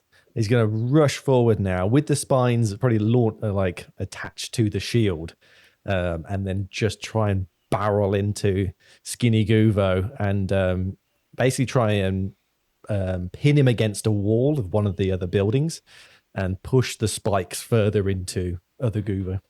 Okay, 5.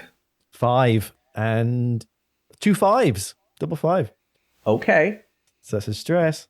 Uh-huh. So you 3 take stress. 1 stress for that. He takes alternate Guvo takes a significant amount of damage. You do pierce his body with some of those spikes. And he is bleeding on the ground now, but he's still up. Do you submit to me, the ultimate Guvo, weak Guvo? I'm not weak. There's just no food here. I can still take you. Well, take this then. And Guvo's going to pick up a shield and just smash it down on the other Guvo's head, trying to crush it. Okay. Yeah, give me a 5. Okey-dokey. The likelihood of this is very low at this point. Can't keep rolling high. No, that is a 6 and a 5. Oh my god, I'm doing so well. You successfully smash the shield down on him, and he is stunned, laying on the ground with a head wound bleeding onto the pavement. He starts to say something so quiet you can barely hear it, but you can make out the words, "Family before faith." You are not worthy of a foe, alternate Guvo. I expected better, but no one will be the ultimate Guvo apart from me, the real Guvo. You are the fake one. And he's going to let him bleed out and then grab his blue mask off his head and place it on his other shoulder and just sort of give him kick the dirt into his face. And hopefully this You Guvo, successfully... sorry. Yeah. Oh, you successfully take the blue mask. It is affixed to your other shoulder, and you now have a bone spike ability. Oh yeah. Sorry about that, everybody. I just had to deal with some business. Arby would understand. I just witnessed a murder. He would understand. Don't you, Skinny Guvo? Skinny Guvo? Oh, I guess he is dead. He would have understood. Sadie, this is like a normal Wednesday for Guvo. I guess it's not murder if you kill yourself. Exactly. It's just forced suicide. I don't know what you'd call it. He knew the deal. He was seeking the same thing as me. This is an uncomfortable conversation. I'm waiting for an X card. I'm like, is this going to do it? I don't know. So let's figure out what this family before faith means here. Well, obviously they're just two. Go on, sorry. Well, there's a door with both of those things written on it. Something we didn't try. If I go back over the door, can I remove the Can I move them or manipulate them in any other way aside from just touching them? You can spin them. They are wooden blocks on like a peg that rotate. And how many down? Is it 2 columns? Or is it just one long line? They're sort of spattered over the surface of the door. So they're like not in any kind of order. No, I don't think it works out well because there's 11 of them. I mean, can we set the self one to family and the distrust one to faith? Yeah. You can. All right. Does the door open? Not yet. We need more information. Maybe there is another version of you, Arby, like before. Maybe they will have information. Or what if Nala is here as well? She'd give me information. Should we go and look for other people? Perhaps. Hello, anyone? I have a question. Do you have to see where you teleport, Arby? I'm not sure. I'm new to this power. However, I could try to use my powers to sense a location, perhaps. Could you teleport us through the wall into the guild hall? I can try. It can't be that easy. That would be too easy. GM, what would be the difficulty for teleporting us into the guild hall? I mean, on one hand, we have been there before, just an alternate version. The downside is we don't know what the configuration of the room is on the inside. 6. Okay. Yeah, obviously. Do it. You only have 2 stress, right? I don't have any stress, so I could potentially try this. Yeah. But I would need a 6. I won't take anybody with me because that would be... this is a solo mission here. Could be too dangerous, yeah. I'll roll it. Nope. Oh. I got a 1, and a 4. So stress So you point take and a stress. determination, right? You bounce off of the door and are flung back by a powerful force field, and you now have a splitting headache. That was not a good plan of action. Maybe you should have tried teleporting instead. That might have worked. I'm sorry. And I look like really sad that I made you get hurt. It's an emotional roller coaster, and this is not the right side of town, and everything's bad today. Guvo's going to wander around the town now and just try and search out if there's any other people knocking about that that he may know or recognize. You wander about and you see a llama person wandering around. She looks very, very sad and distraught. Her wool is long and matted and she can barely walk. Her hooves are overgrown and painful to walk on with how far they've grown. She's very not well cared for. But you see her wandering around off, behind an alleyway looking for food and trash cans. Did you split off from the party when you did this? Yeah, I guess so. Okay. Guvo's going to walk up to her. And is it someone from the guild or is it just a random person? It is not a random person, but they are not from the guild. Yeah, I'm just checking it just in case Guvo knew the name or something and recognized them. I don't believe you would. Okay. So he'll go over and go, Excuse me. Do you know anything about a door with words on it? A door with words? Which door? It's the one at the guild. Oh, the fire-breathing guild. Yes. That's where the queen lives. She's made her lair there. Do you mean Obsidiana? Yes, What the Dark Queen. What do you know about her? She rules these lands. We all live in fear. What do you fear the most? I'm not sure. There's always just fear. Okay. Here, I would like to give you some food because you clearly need it. and Guvo will reach in and give her some fish heads that Arby gave him earlier that he hasn't used. She scarfs them down immediately. Tasty, aren't they? Yes, thank you. Can I ask you another question? Sure. What sort of words would you use to describe Obsidiana? Oh gosh. Evil. Powerful. Oh my. Irrational beyond everything else. Okay. Yes. So full of hate. Hateful, yes. But, okay. But what about things? Has she ever done anything nice to anybody? Not that I know of. She's killed my entire family. Oh, dear. That's not very nice. No. Now I'm left to wander. We don't even have our farm. I can't even get rid of this wool. I fear I'll die soon. I know. You could come back with us to the nice world. Come to the guild and just hang around for a bit. I'm sure it all will work out fine. And tell everybody else as well. You want me to come to the where Obsidiana is? Well, hang around for a bit and tell everybody. Go find your friends wherever they are. She slinks away. Okay. Oh, bye-bye. Oh, dear. And he goes back to the group and says, I found another word. Apparently she's hateful. And other words Guvo can't remember.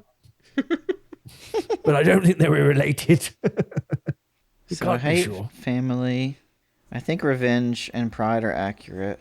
selfish would be working. And she said irrational. So hasty maybe instead of reason. Yeah, makes sense. And I'm thinking we can safely say cruelty.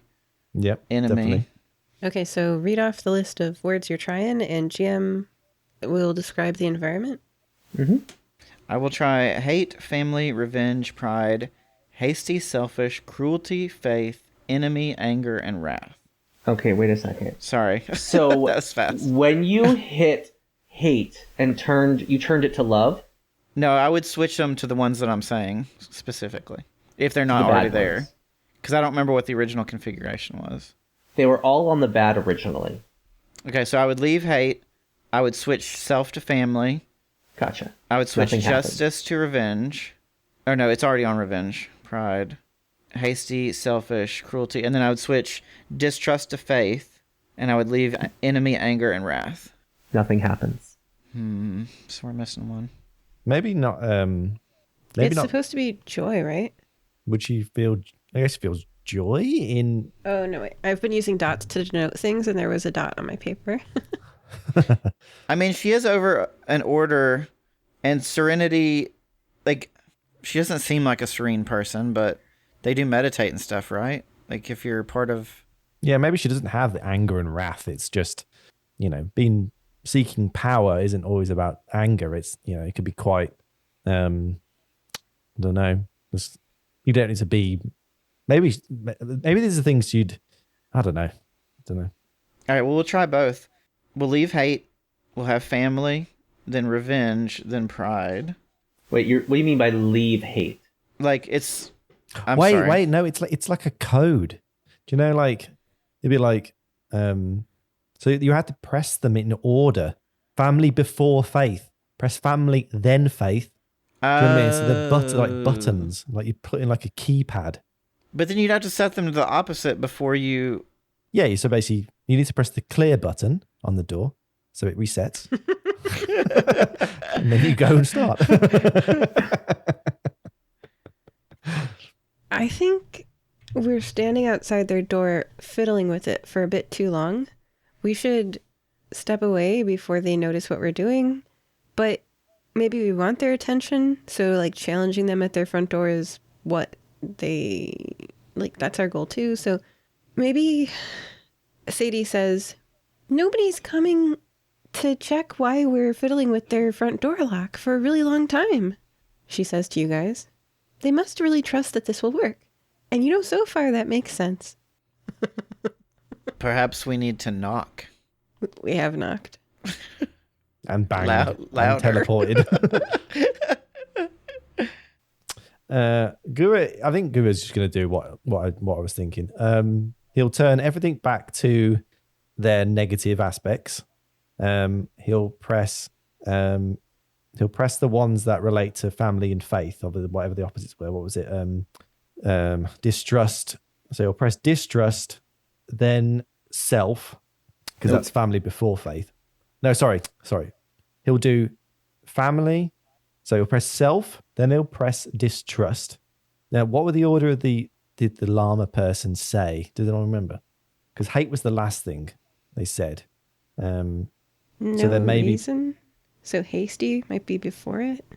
yeah. So then he'll press hasty, then press hate. No. Okay. Well, since they're not coming out and we're not going in, do you want to see if your what's your favorite store? You want to go shop? A shopping episode. Part 2. Let's do it. We could get rubbish clothes this time. We can get a garbage bag to wear. And then a looks so trash sad. can lid. She's just sadder and sadder. Like the ears are getting like less and less horizon parallel and more just drooping down to the ground. Yeah, And then she you could says. wear the trash bin. And then we could put trash on top of you. Then you'll fit in perfectly. Great. And she trudges towards the trash shop. Here, here's some mud to help. Splat. Oh my gosh, on her floating white dress? Really? Now you fit in perfectly. She's so sad. Yes. Inside the shop, you see someone that you recognize. There is a very old, skinny dwarf. However, he is a bit zombified right now. You see bits of flesh falling away from him. You know, he's sort of decomposing. A lot of illness. Is this Gervasio Flamini? Yes. Oh, Gervasio. Yes? Have we met? Oh, that's not the voice. Have we met? You look quite ill. Are you okay?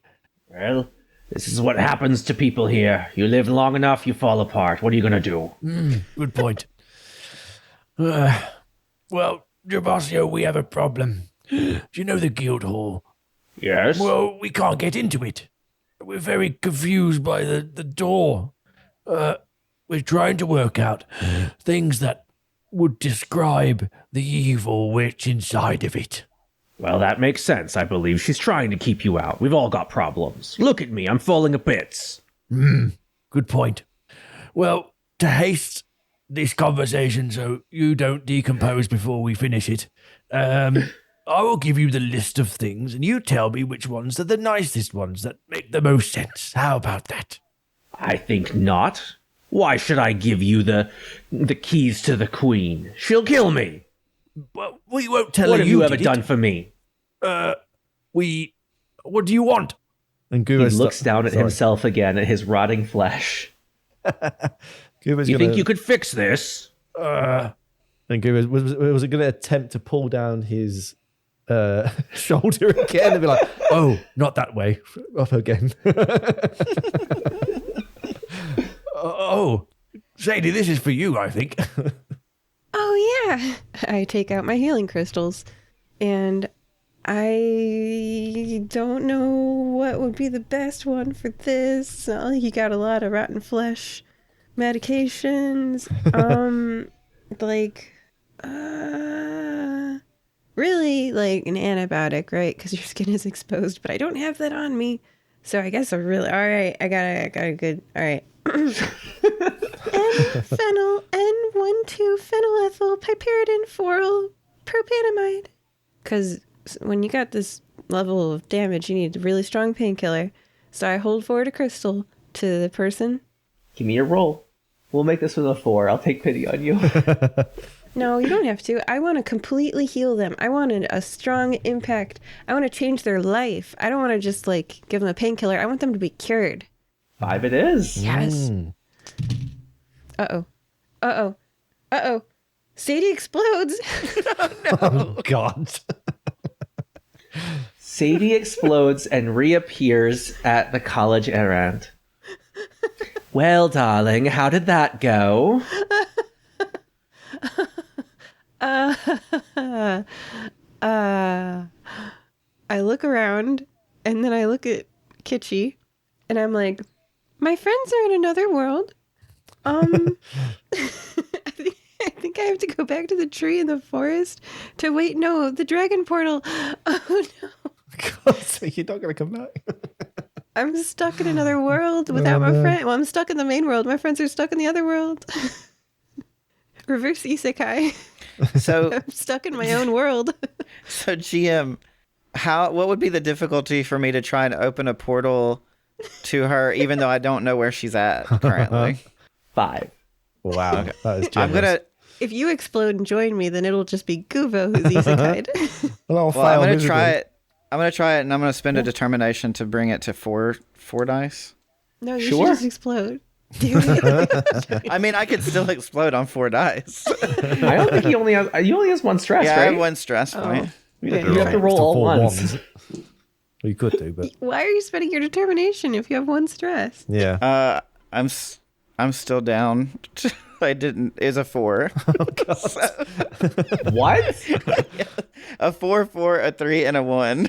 So You're very unlucky. So yeah, that does not work. You halfway open a portal and you open it under someone's bathtub, and a bunch of dirty bathwater falls on your head. So you gain 1 stress and 1 determination from failing, but since your total final stress wasn't higher than the highest dice you rolled, you don't explode. Like, I rolled a 2, and a 1, and my stress was 3, so it seems like my determination and stress both reset to 0. Gosh darn it. They did. Oh, God. Sadie's exploded, and you're covered in water. Oh, God, this is terrible. Or, wait, did you want that to happen? yes. Oh, okay, fair enough. Well, I'm sorry, Mr. Person I can't remember the name of. Felici. Gervasio. Gervasio. That was it. I'm sorry. My mind is scattered a little bit. Not as scattered as mine, which is all over the room. Well, we tried to heal you. I could give you some food. Would that help? Maybe. He will take your food, but he is still a zombie. Well, you are now a less hungry zombie. Wait, do you want brains? Brains. We can get brains from Some somewhere. stereotypes are hurtful. Oh, I'm sorry. I was just. Yes. What about frog brains? You guys are all covered in Sadie. Frogs don't have brains. We just have many Whoa, hearts. let's just be realistic. This game is very Sailor Moon. You did not explode into guts. You exploded into shower of glitter. Okay. It's I was beautiful. going to say, because there's brains right here. Let's be resourceful. Would you like some glitter? There's some remaining on the floor. Oh, I guess that's yours already. What am I thinking? Oh, be help. I say I think you better get your friend. I say we go bust this door down. We tried that. I hurt my shoulder over it. Maybe we open another hole. I don't know. Oh, God. Our friend just exploded. We got to do something. Sadie, what are you doing? Oh, hyperventilating and crying, probably. I mean, she just failed so hard, she reset back to the wrong world. Like, That's never happened before. Oh, no one's Yeah. ever done that yet. Oh, nice. Yeah. Nice to be No. the first. Yeah. It's the portal, really, that's stopping me from going and rejoining my friends. Because, I still have a crystal that takes me to Obsidiana. I hold it up. Where does it point? Back towards the woods where you were before. I gotta go find my friends, so I gather myself, and Kitschy probably mocks me, or I don't know, who knows what Kitschy would do. Yeah, they do. And then I head back towards where the crystal is pointing me towards the woods, because follow the yellow brick road? There is still a shadow portal. Oh, Okay, there is still a portal. We were stuck in that world. Is there anything I can bring with me from mine, I'm thinking to myself, that could help? I'd like to do a magic roll, Okay. because I have no stress anymore. Yes. All right. So my role is, I want to know if there's, I got another crystal on the dowsing rod, and I want to know if there's any item or like helpful clue in this world that I could bring with me back to my friends. And you're dowsing for it? Yeah. Give me a 4. Okay. I'm going to roll 3 dice here, and I got a 5. Okay. Your dowsing rod lights up and points you to a nearby barn. I approach the barn on the road part respectably, a little worried, not sure who to greet. It looks to be abandoned. I walk more confidently with no people to be afraid of. And I go in the barn, if possible, by opening the door, the big main front door. Yes, you follow your dowsing rod, and it leads you to a table full of like farrier's tools. There's, clippers and shears and hoof trimmers and all that kind of stuff. I use the light in the darkness of the abandoned barn to shine my way to a To that table with the tools. bunch of tools. I put the bunch of tools in my book bag. It's heavy. Oh, God. A little bit, yeah. I got a bunch of tools, guys. I'm coming. Yes, you now have hoof trimmers, shears, and clippers. I jump into the portal. You reappear outside town on the Shadow Realm. I start walking towards town. Okay, you rejoin your friends, I assume. Oh, yeah, you guys at the front door still? Yeah, we're still talking to the guy. Ah, okay. Talking to Gervasio. Gervasio. I need to write this down. Okay, you're still there. Okay, I go back there, and I'm like, "Hi, Gervasio. Don't worry, I'm fine. Nothing my God. bad happened." What happened to you? You exploded. And now you're here. Arby is still like brushing bits of Sadie off of him. Like, wow, your return was unexpected. And very quick.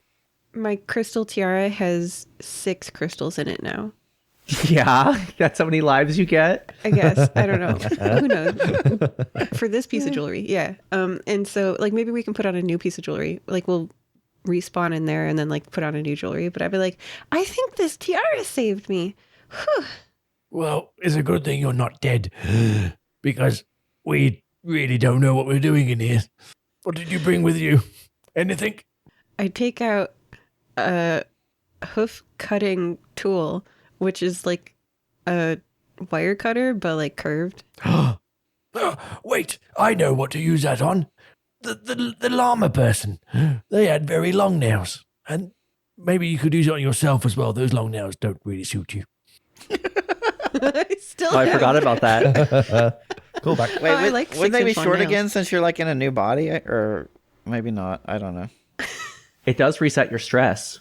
Yeah. All right. Oh, my nails are back to normal. Darn. How will I open letters? Anyway.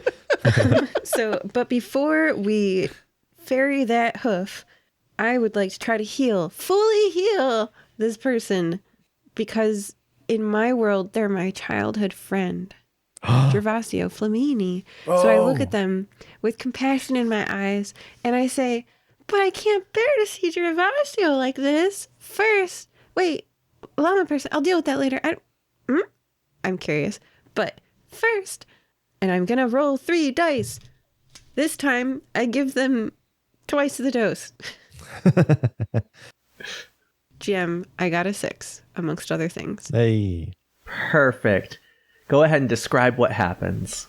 The crystal explodes in a billowing dust of dangerous, toxic, powerful opioid, and the person doesn't feel pain, and this allows their body to heal itself because they were magic hoo-ha, blah, blah, blah, blah, and then homeopathy, and then he's fixed. Okay. Yes, he is completely intact. He looks down at himself and stretches his joints. He's still old, but he's feels younger than he has in centuries. And he looks at you with tears in his eyes and says, "Thank you. I never thought I'd feel this way again. Let me tell you my secret. Whenever you're in doubt, just remember to keep faith before your sense of reason." Oh my gosh, this is an order. We're going to have to do all these in order. That's fine. Family before faith before reason. That's all right. You can know where we're headed next. Well, my goodness. All right, so you look like a dear friend of mine. I'm glad I was able to help you. I'm glad too. Do you know me? No? There's no parallel Sadie to kill. Maybe I blew her up. That would have been fun. Let's go and help the llama person now. All right. You've got the clippers. Okay, Gugu's going to run around town shouting, Llama person! Llamas person! Where are you? I can help you now. Eventually, you do find her digging around in a trash can in the alley. I brought you some nail clippers. You can look nice again. She holds out her hooves. Guvo would attempt to do this. Apologies if I cut off your foot. Just quick, She's very nervous. click. Does as carefully as he can. The hooves are successfully trimmed. Look how And nice you are. she walks a little bit better, but still not completely better because of the long matted fur. Oh, I have that tool too, right? No, farrier's tools. I don't. You do. I do? Okay, I got Yeah, it shears. was in the list. Oh my god, You I have handed him shears shears. too. Guvo, you have Okay, shears. yes. Oh, and I can cut the hair as well. Once again, I'm sorry if I cut off your limbs. Snip, snip, snip, Ooh, that tickles. Good. Better than it hurting. snip, snip. Suddenly she can walk freely. She is able to run and tells you that she is going to escape town. And she wants to thank you. And she wants to tell you that love before everything is the best way to live. Friend Llama, before you run off, has any place ejected you recently for your appearance? Ejected me? Whatever do you mean? Has anyone turned you down or shut you out of a place because your appearance was shabby? Well, there's not much place to go here, but I think we all feel a little shabby sometimes. Well, they made a mistake. Oh, thank you. You look fabulous. I'm just glad I can walk. Now I won't starve to death. Have some fish heads. That will help. She takes your fish heads. Tasty. Okay, I think we hopefully have enough clues now. Well, we've only got 4. There's 11, so we've got 4. So I'm just like looking. I'm not, I wouldn't say I'm glaring. I would say. I'm sorry. I think Guvo had the right idea. I think we only need to switch 3. Yeah, it's like a keypad. No, Touch, because touch, we have family before faith, we have love before everything, and faith before reason. So that's 5 that we got to switch. But the rest, I think, stay the same. Because the neutral setting was all evil. I think we have to press them in order. Exactly. And there's 11. That's my No. guess. I think we just need to But, press the ones we have. Because we've got 3 clues, 3 people. So it would go love, family, faith, reason, love. Sorry, love, family, faith, reason. Because love before everything just means it's the first one. Mm-hmm. So yeah, if we just do love, family, faith, reason, try that first before we start looking around and then go from there. Okay, let's try it. I go back to the door. I smack the love button. And It glows blue. it glows blue. And then I smack the family button. It glows blue. Oh, and then I smack the faith button. It glows blue. I smack the reason. It goes blue, and the lock clicks open. The GM was like, I'm done with this puzzle. No, we There were only ever that many. I told you it was solvable, people. we did it. Moving on. We're not going to do this again. That was good. I liked it. I like that. It's good to design new puzzles instead of just stealing one, so that's good. Yeah, that was good. I could tell. Oh no, I stole this one. It was on Reddit. Through the door. You open the door and you find the guild hall great room. Very similar to how you remember it, but very boarded up. Very Obsidian. dusty. Show yourself. Perhaps She does not respond. perhaps we should go where Nulasag's quarters were. Did he stay in the guild hall? Nobody lives in the bar. Nobody lives in the bar, okay, guys? Anyone who sleeps here is sleeping in your traditional bar. It has a counter for beer and stuff and chairs to sit and drink the beer at. I thought we established there's a bunch of rooms upstairs. Oh my gosh. Okay, an office for the manager on the second floor, maybe. Is There was a It's very basement. different than I imagined it. I thought it was like a 6-story building. Oh my god. There was a basement full of possums at one point.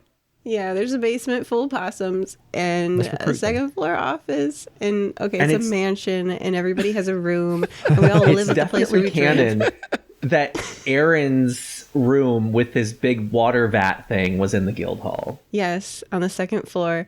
Okay. I'm sorry. It's just okay, it's fine. It's fine. I know, you really want this to just be a bar. You keep fighting us on it. We live here. This is our home. I think we should recruit the Where do you possums. live at? They'll help us.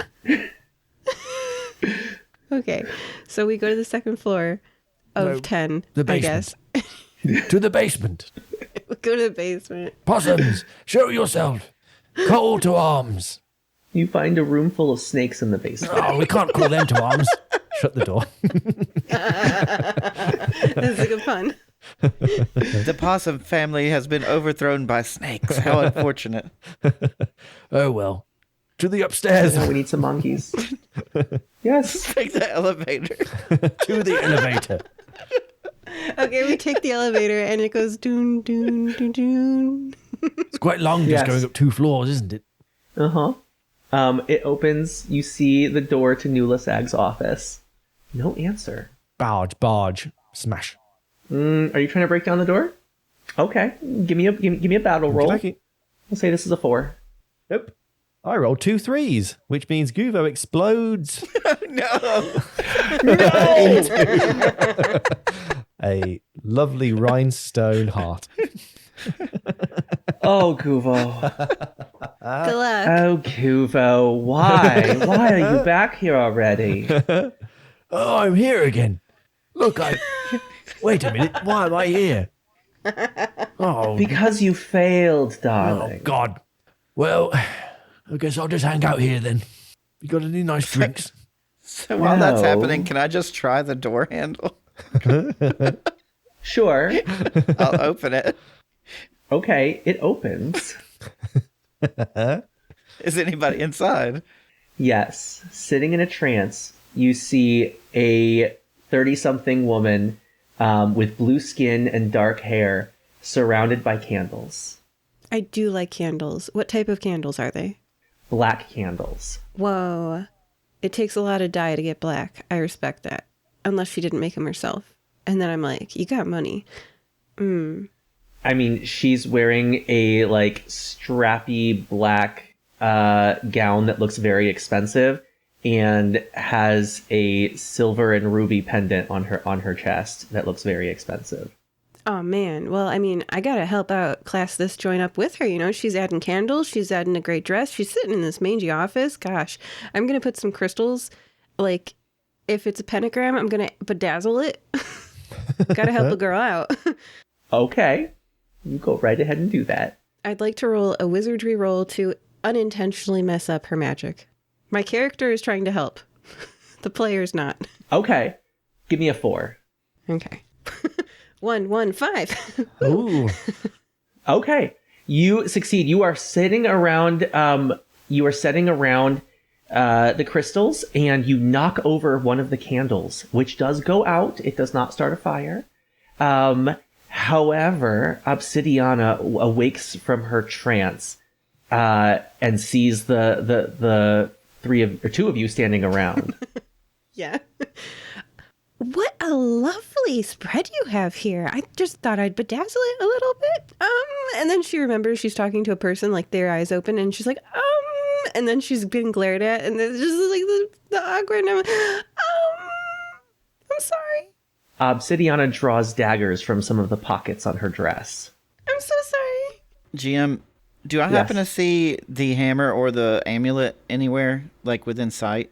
You definitely see the amulet. It is on her chest, and there are black streaks of rot where it seems to be attaching into her skin. And I don't see but I don't see the hammer anywhere. The hammer is in front of her on the ground, in the circle of candles. I want to try and use my powers. Well, if I get a chance to act before she does, I would like to try and use my powers to teleport the hammer into my hand. Give me a 5. Okay. I am going to use another determination for this. Okay. I got a 6. Perfect. Go ahead and describe what happens. I was trying to think of something clever, but I just go, "Come to me," and then I summon the hammer into my hands using transdimensional frequencies. Perfect. It comes right to your hand, and you now have the hammer. What do you do next? Keeping in mind that she has drawn her daggers and is advancing towards you both. Sadie is desperately cleaning the candle that she spilled, rubbing at the wax on the floor, and she's knocking over like a whole bunch more stuff as she's like panicking, you know? I think her floating, because she like got her mud free, thank you very much, neutral buoyancy gown with all of it's like gauzy and it's floating. It's definitely floating into one of the other candles and catching on fire. I think Sadie is catching herself on fire. And then she realizes that she's on fire. She doesn't stop, drop, and roll. She screams and she runs, and she's running straight towards Obsidiana. And this is a battle roll for head bumping into like when two heads collide and it hurts very badly. She's going to take as much damage as Obsidiana, but she does. That's what's happening. We'll give you a 4 on this one. I'm going to roll 1 dice. If Obsidiana takes damage, I do too. And I'm on fire. That's a 1. Okay. You bang right onto you trip and you bang your head on Obsidiana's knee. No. And she is fine and looks at you in disgust as she advances towards Arby, and she hisses, "Give that back." Can I tangle her? You want to do another battle roll? Yeah. All right. I'm on fire, so now I'm stop, drop, and rolling. And my goal here is to delay her motion towards Arby to give him 2 turns in a row. I would like to petition for a 4 on a battle dice still. Yeah. I got I'll give you a 4. a stress and a determination, so I'm going to spend my determination because I know that those now explode with me. So I'm going to roll 2 dice. Okay. Arby, if I succeed, you get 2 turns. That was a 4. Okay. So I took a second stress. Yes. And I have The fire continues to creep up your robe. You are burning up, but you successfully tangle her up and make her trip. burning together, lady. Going down, down. Okay. So Arby, what do you got? I know what I want to try and do with this hammer, but I'm wondering if I should try something before that to try and make it easier to get to. I want to hit that amulet with the hammer, but I feel like if I could try to like stick her in a portal so she's like halfway in something and halfway out, maybe then I could get to it easier, or if I should just swing and hit. So, but because I roll better on magic, and if I can find a way to make it easier to hit her amulet, that would be helpful. So I'm gonna do that. I'm gonna try to open like just a shallow portal so that she'll like be halfway stuck in it, so her torso's up out of the floor, so that I can like hit the amulet better. All right. Give me a 5. I rolled a 4. Ah. So that's a stress. Your portal And a determination. Right. Yep. Your portal actually opens up under Sadie, and she is now halfway stuck out of the floor. Poor Sadie. Jumanji style. So then I since I have 2 turns, I will use the determination, and I'm going to try and swing at this hammer at the amulet and see if I can hit it. So that's all right. 3 dice. Give me a 5. Okay. I got a 3, a 2, and a 1. Oh, wow. I explode. Oh, no. Because my stress was 3. The hammer drops to the ground as you explode into the shower of glitter. Sadie, it's up to you. Wait, your stress was 3 and you got a 3, a 4, and a 5? Yeah. 1, 2, 3. Oh. If your final No, it was total it was 1, final 2, 3. Okay.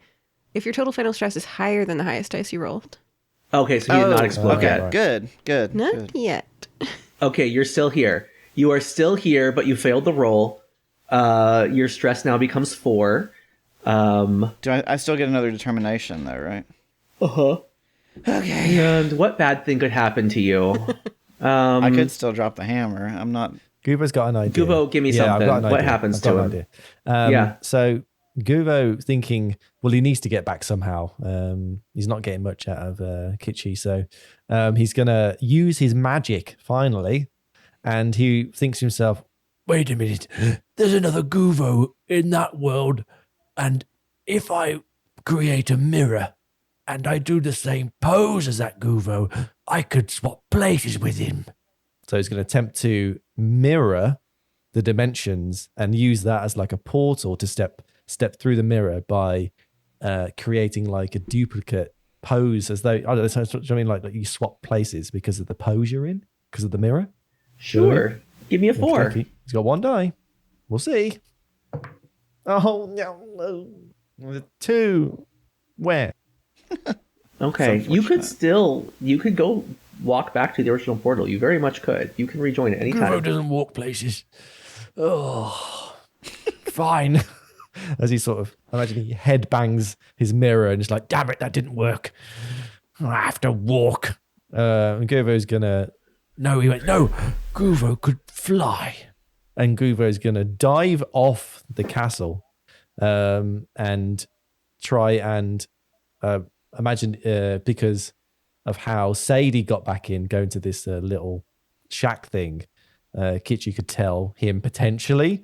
So Guvo's going to jump from it and try and land smash through the top of the building and into the portal and bounce out. I will take it. You go right ahead. I just want the party back. Yeah. He's going to do this He's going to try and do this very sexily. Yeah. He's going to drop his shoulder. Yeah, he's got that going. And he's going to try and land belly first, like this, whee, off the castle. Perfect. You appear back in the FBK guild area. Okay, so Guvo belly flopped through the smashed through the cabin, goes through the portal, flies up. He goes, oh my God, that works so well. Guvo has a better idea. I know how to get there even quicker. So Guvo is going to sprint as fast as he can, which is quite slow for him, over to the guild hall, and is going to Kool-Aid man himself through the window of the office, basically, by jumping because he's a frog, jumping and smashing through the window of the office, Kool-Aid style. Sure. I feel like this is a battle roll. Yeah, give me a 4 on that. Oh, I've got a determination as well. I think I'm going to use that determination because of the last fail to roll 3. Yep. So that's a 3, 4, and a 5. Perfect. So you smash through, and you are now in the room in the thick of things. Oh yeah, Guvo's here to kill. He sees Sadie Second floor. Sees Sadie in the floor, realizes that Arby isn't there, and is like, You killed Arby. You're going to die for this.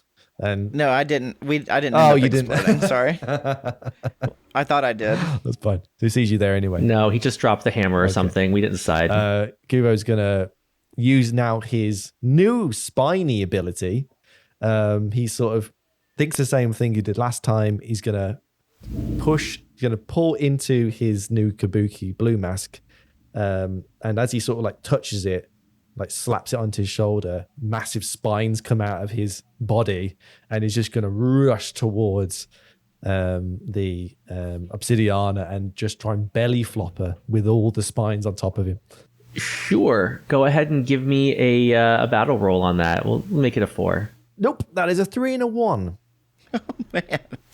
That does not work. You miss, and you roll off to the side, and Obsidiana scoffs at you. Oh, I'm not used to this spiny ability. I'm stuck in the floor.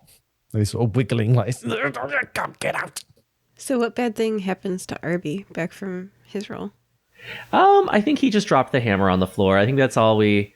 I mean, I was hoping Guvo would come up with something fun, but that's what we got. I tried. So the hammer is on the floor. Sadie is in the floor. And then Arby and Guvo are both in the room, but somewhat down. I'm trying to remember how in the movie Jumanji, they got out of the floor, right? Wasn't there like some Earthquake. quicksand floor?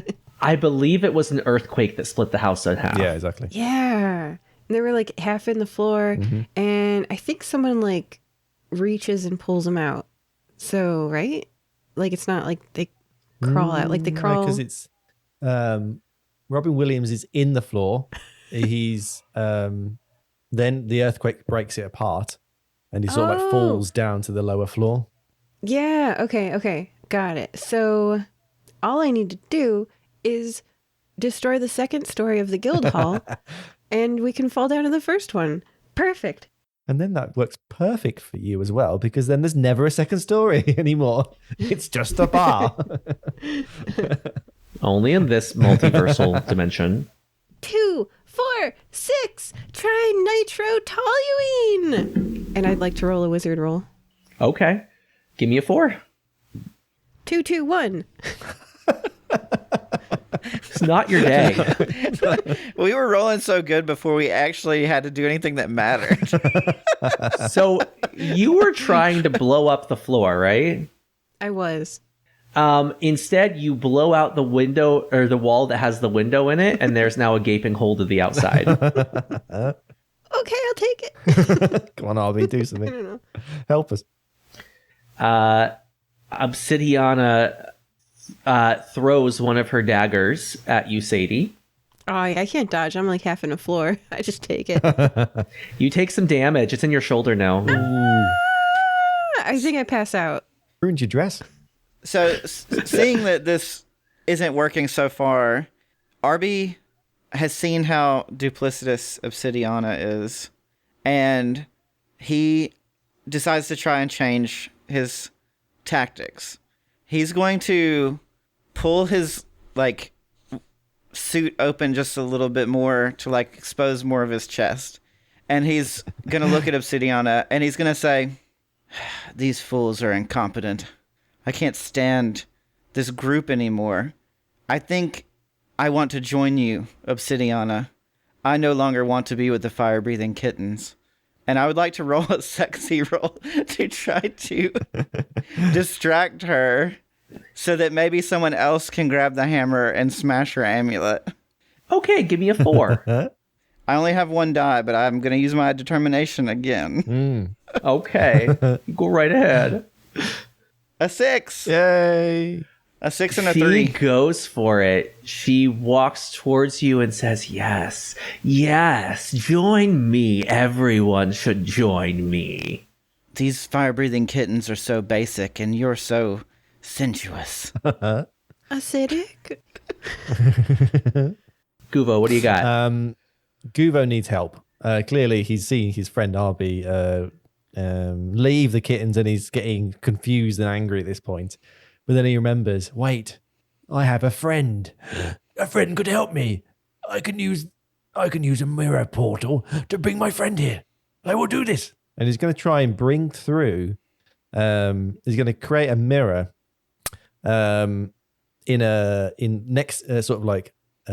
next to him on the wall, and then he's going to remember thinking about his fire giant friend, and thought, I'm going to bring him through the mirror to help, because obviously he's a great wrestler. Why would he help me? So he's going to create the mirror and then remember his friend and try and create a mirror so he can step through those mirrors and hopefully coerce him to come and help us, or at least squish Obsidiana just by being so massive and maybe fall on top of it. I don't know. Whatever's he good at. Sure. This is a magic roll. Give me a Cool. I'm 5. gonna use my determination to get 2 dice. Come on, please work. I like that his name is Neeraj. 4 and a And- 3. Oh, God. well, his name is Neeraj. Does that help at all? Does it help bring him near? You open a portal, and instead of bringing your friend in, you bring a wasp nest from the forest. No. There are now wasps in this room. Oh, God. Oh my gosh. Ah, they're stinging me. No, you bad, naughty wasps. Away with you. All right. So, I'm sorry. Sadie, do you have The anything? dice are really bad right now. Yeah. I'm probably woken up from being passed out from the dagger in my shoulder by these wasps. So that's actually really good. That's stinging you. It was so helpful. I'm half in a floor. Wait, Yeah, you are. I was passed out. I fell through the floor. I'm in the first story, right? From passing out? Yeah, I wasn't holding on anymore. Oh, no. You are in the, so your waist is here, Yeah. and there's wood all around, and you are stuck in a floor. Oh, I don't have to hold on. Okay. No. Huh. How are my toes? Hanging down into the first story. Sweet. There's a bar down there, but it's got nobody in it. Can I kick some alcohol? I just like that. Sure. You can reach the top shelf. Yes. Yes. I kick it. That's satisfying. I don't know if I can tell. Do I hear the distant breaking of a whiskey bottle? But I'm enjoying this. Okay, I Yes. can picture myself now. That makes sense. Well, I'm pretty magical. I wonder if I can do something about this. You got Battle 1, Sexy 2, Wizard 3. Let's do a magic. Okay. Handy dandy backpack is halfway through the floor with me, right? Sure. With all the crystals. And that means all the crystals are touching one another and squished together. So if I like try to move forward or back, I'm rubbing the crystals together, right? Sure. Okay. Some of these crystals are a little bit explosive. And I imagine that others are like filled with electricity. And it's sort of like touching batteries together. Did you know that you can burn your house down if you have loose batteries in a drawer? Yeah. If they if they like the positive and the negative ends like touch one another. So I'm squirming I'm kicking whiskey bottles and I'm like moving back and forth and the crystals touch one another. And I'd like to roll a magic roll to see how big the explosion is.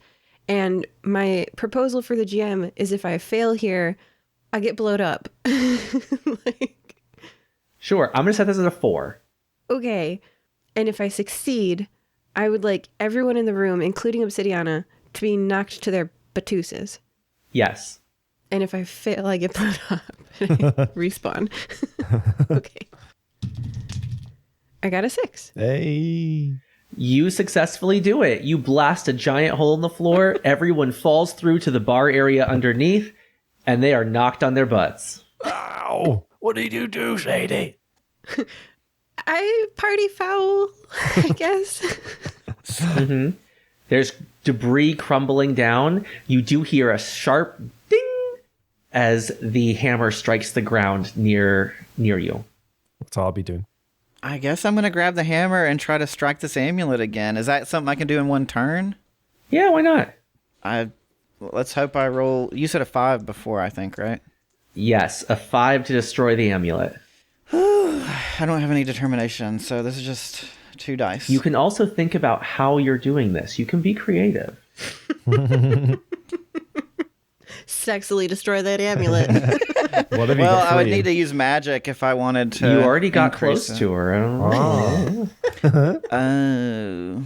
Yeah, but I only got. I mean, I was thinking magic, but I know. like instead of using your hand, could you telekinesis it over there? I don't know. I got an idea. I'm gonna, using the fact that I tried to seduce her a little bit, I'm gonna run over like I'm concerned. Oh, Obsidiana. I'm not gonna grab the hammer. I will magic the hammer into my hand as I'm like trying to care for her, and then smash the amulet. That way. Give me a wizard roll. Yeah. That's vicious. Nice. I got 2 2s and a 4. You're killing me. I can't help it. I just want to smash my amulet. Okay. Guvo's seen this, is thinking, clearly Arby's trying to do something here. Guvo needs to help. He's going to, as he's grabbing the hammer, trying to hit it, he's going to rush over and spine himself again. He needs practice with this new ability, and he's going to try and spine on top of, belly flopping on top of the amulet and try and smash through, doing basically what Arby's doing just from above. Splat, and try and destroy what he was trying to do. Like trying to destroy with the spikes? Yes, basically, yeah. Okay. Well, what was Arby's trying to use go. the hammer to destroy the crystal, right? Yeah, destroy the amulet. Right, okay. So he's going to run over and just basically do the same thing. He's going to grab it and just try and smash it onto the floor. He's going to grab the amulet like from her chest and try to smash Well, it. he's going to grab the hammer and just try to hit her in the chest, I imagine, to smash it like that. Gotcha. Yeah. I understand. All right, so that's a battle roll, and the DC is 5. Yeah, boy, that is a 6 and a 5.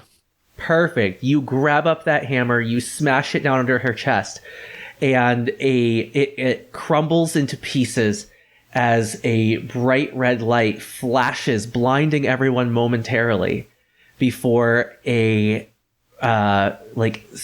tendrils of shadow erupt out of her chest and overtake everyone in the room, leading you back to sunny Nicomoy. It worked. Are you okay, my friends? I am well. However, I think I need to get my ocular implants checked. Yes, quite right. Sitting in front of you is a 6-year-old girl with remnants of her high collared dress has a hole burned in the front of it, and remnants of her amulet are scattered on the floor in front of you. She does something that looks like she's trying to throw powerful magic at you, and nothing happens. We have bested you, little girl.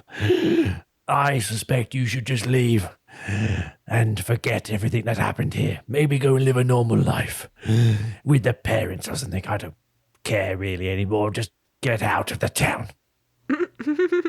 You fools! I'll have my revenge! Good luck with that. And she runs away because you're letting her go. Okay, you let her go? Yeah, because, like, I feel like Sadie thinks she's a good person. Okay. Why? All right. Why does she think that? And I'm so sorry about the damages to this bar. I'll pay for it. Uh-huh. Okay. All right. Yeah, she's gone. Obsidiana is loose in the world now. Magicless, but still pretty aggressive. It was so adorable when she tried to magic us that I forgot that she stabbed me. Like, when she went, rawr, and it failed. Uh-huh. Oh, Lord. All right. I think that wraps up our adventure. Thank you for joining us, everyone. Signing out. And we were joined today by Sadie Duca. I'm like shoving crystals in my stab wound.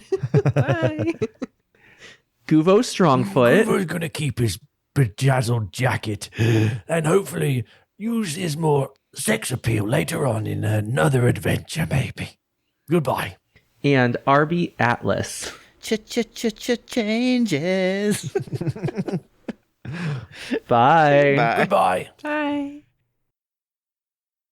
Have you heard of the podcast Your Creative GPS? Quote, let's live our best multi-hyphenate life. Multiple streams of income, social media, writing, music, life hacks, and more. Helping you find the best way through life with your creative GPS. You know what you want and what you are good at. Let's talk about how to maximize those things and enjoy life along the way. I'll be sharing social media marketing tips, what I'm working on and how it's going, and life stuff. Yep. The good and the not so good, and how to learn from that and reach our desired goals and dreams. Check out Your Creative GPS, a podcast.